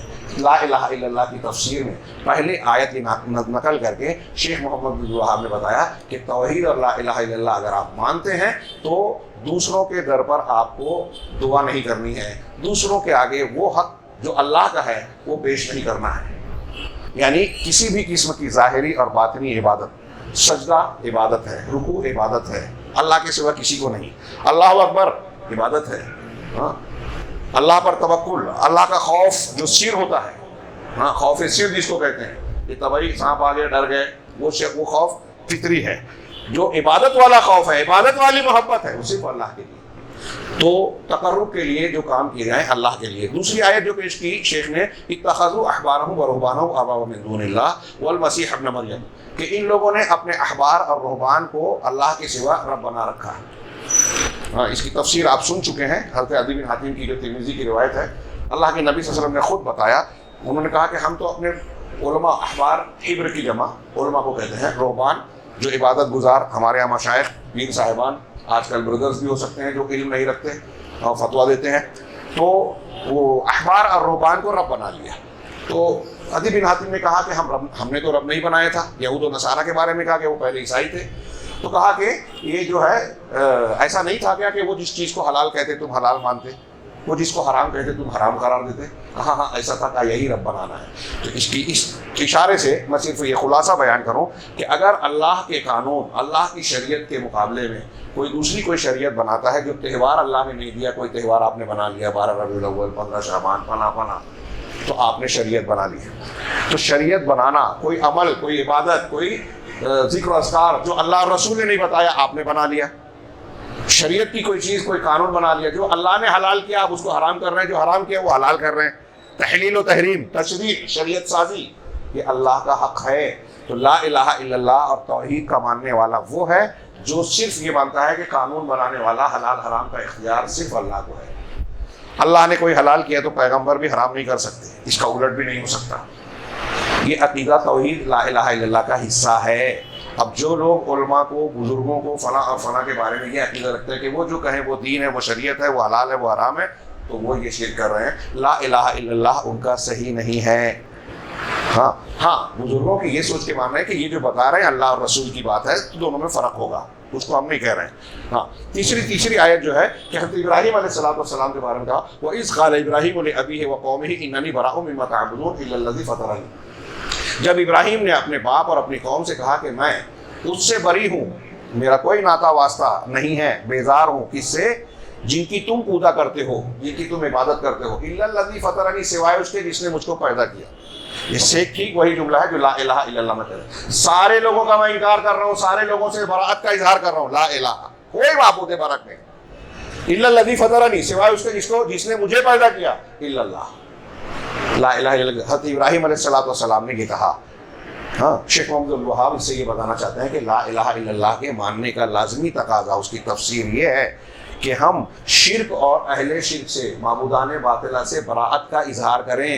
ولا اور برا اسی سے ہے کہ دوستی اور دشمنی کس سے کی جائے گی؟ توحید کی بنیاد پر۔ افریقہ، امریکہ، آسٹریلیا، کسی کھیڑے اور دیہات میں رہنے والا کوئی لا الہ الا اللہ کا قائل ہے، وہ ہمارا بھائی ہے، اور اگر ہماری چھت، ہمارے ساتھ ہماری چھت کے نیچے رہنے والا سگا بھائی ہے، وہ مشرک ہے، تو وہ ہمارا بھائی نہیں ہے۔ ہاں، حضرت ابراہیم علیہ السلام اور نوح علیہ السلام کا میں نے ذکر کیا تھا، انہ لیس من اہلک، وہ تمہارے گھر کا آدمی نہیں ہے۔ ہمارا گھرانہ توحید کا گھرانہ ہے، اسلام ہمارا خاندان ہے۔ کہ سلمان فارسی سے کسی نے پوچھا تھا کہ تمہارا نسب کیا ہے، تو ان کا تھا سلمان ابن اسلام ابن اسلام ابن اسلام، یہ ہمارا گھرانہ ہے۔ تو بہرحال یہ بنیاد ہے کہ توحید کی بنیاد۔ اب یہ توحید کی بنیاد پر دوستی ہو، جو توحید والا ہے وہ ہمارا دوست، جو توحید پر نہیں ہے وہ ہمارا دوست نہیں ہے، یہ اعلان ہونا چاہیے۔ یعنی شرک، معبودان باطلہ سے ہمارا تعلق، ہم ان کو معبود نہیں مانتے۔ بزرگان دین اور یہ ہم کہہ سکتے ہیں کہ وہ آدرنی ہے، نمونہ ہے، پجنی نہیں ہے۔ غیر مسلموں کو بھی سمجھائیے یہ اب یہ ابھی کہیں گے تو کہیں گے یہ قبر کو ماننے والے ہمارے بزرگوں کی توہین کر رہے ہیں. توہین نہیں کر رہے ہم.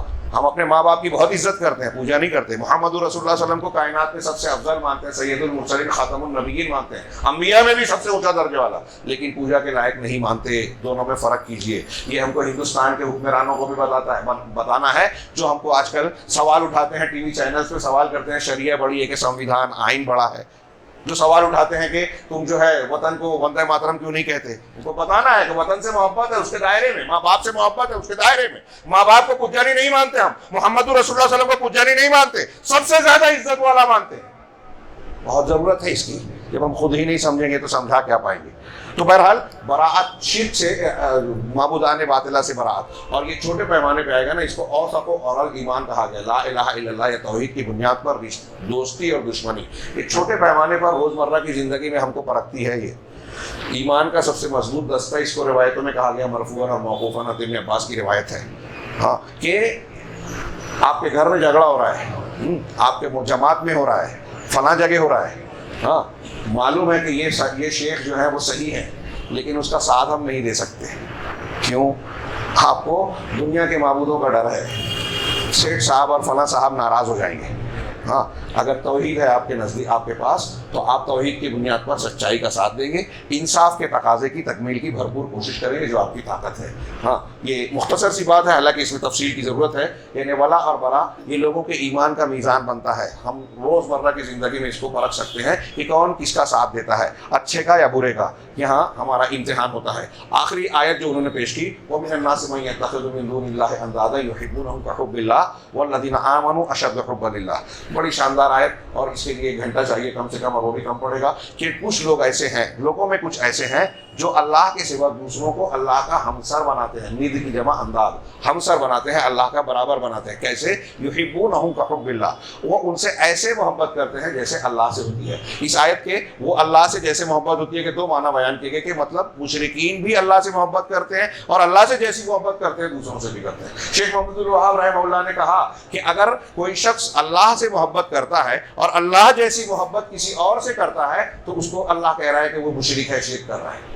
اگر کوئی شخص اللہ سے زیادہ کسی اور سے محبت کرے, ہمارے یہاں لوگ کر رہے ہیں.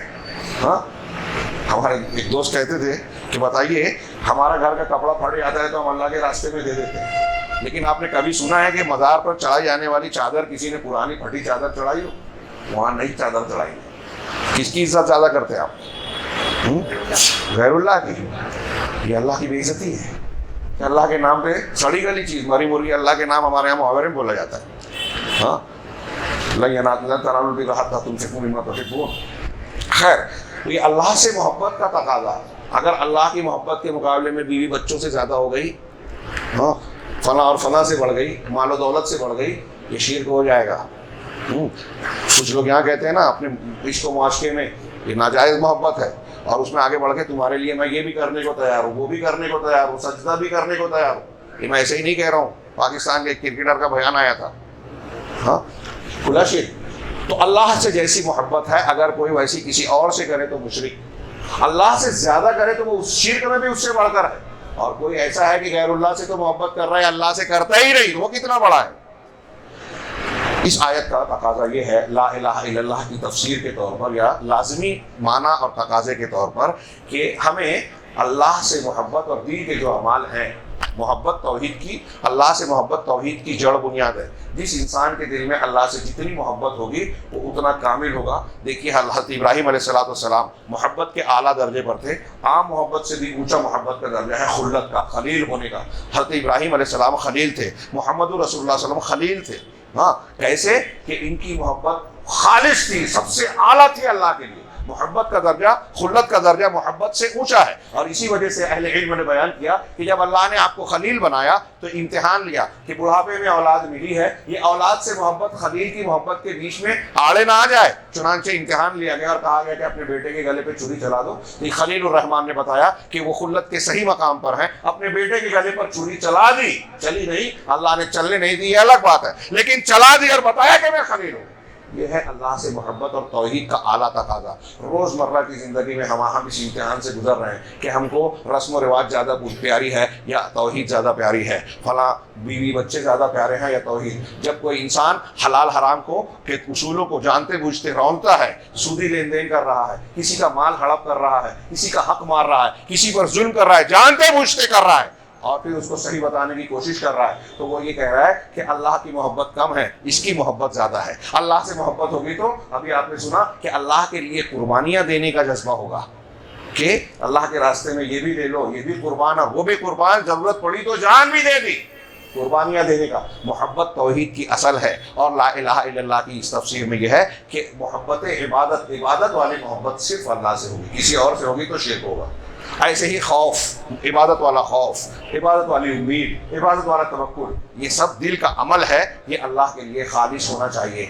لا الہ الا اللہ کے ان تقاضوں کو اچھی طریقے سے سمجھنا ہم میں سے ہر شخص، مرد ہو یا عورت، اس کے لیے لازم ہے۔ میں نے بار بار کہا کہ کوئی یہ نہیں کہہ سکتا کہ ہمیں معلوم نہیں تھا اور بچ جائے گا۔ اللہ رب العالمین سے دعا ہے کہ وہ ہمیں توحید کو اور اس کے تقاضوں کو اچھی طریقے سے سمجھنے اور اس کے مطابق اپنے آپ کو ڈھالنے کی توفیق عطا فرمائے، اس کے حقوق کی ادائیگی کی ہماری طاقت اور علم کے مطابق اللہ ہمیں توفیق عطا فرمائے، اور اسے شرف قبولیت بخشتے ہوئے دنیا کے فتنوں سے، پریشانیوں سے بھی بچائے، اور آخرت میں بھی ہر قسم کے عذاب سے محفوظ رکھے۔ اقول قولی ھذا واستغفر اللہ لکم ولسائر المسلمین، وصلی اللہ علی نبینا محمد وآخر دعوانا ان الحمد للہ رب العالمین۔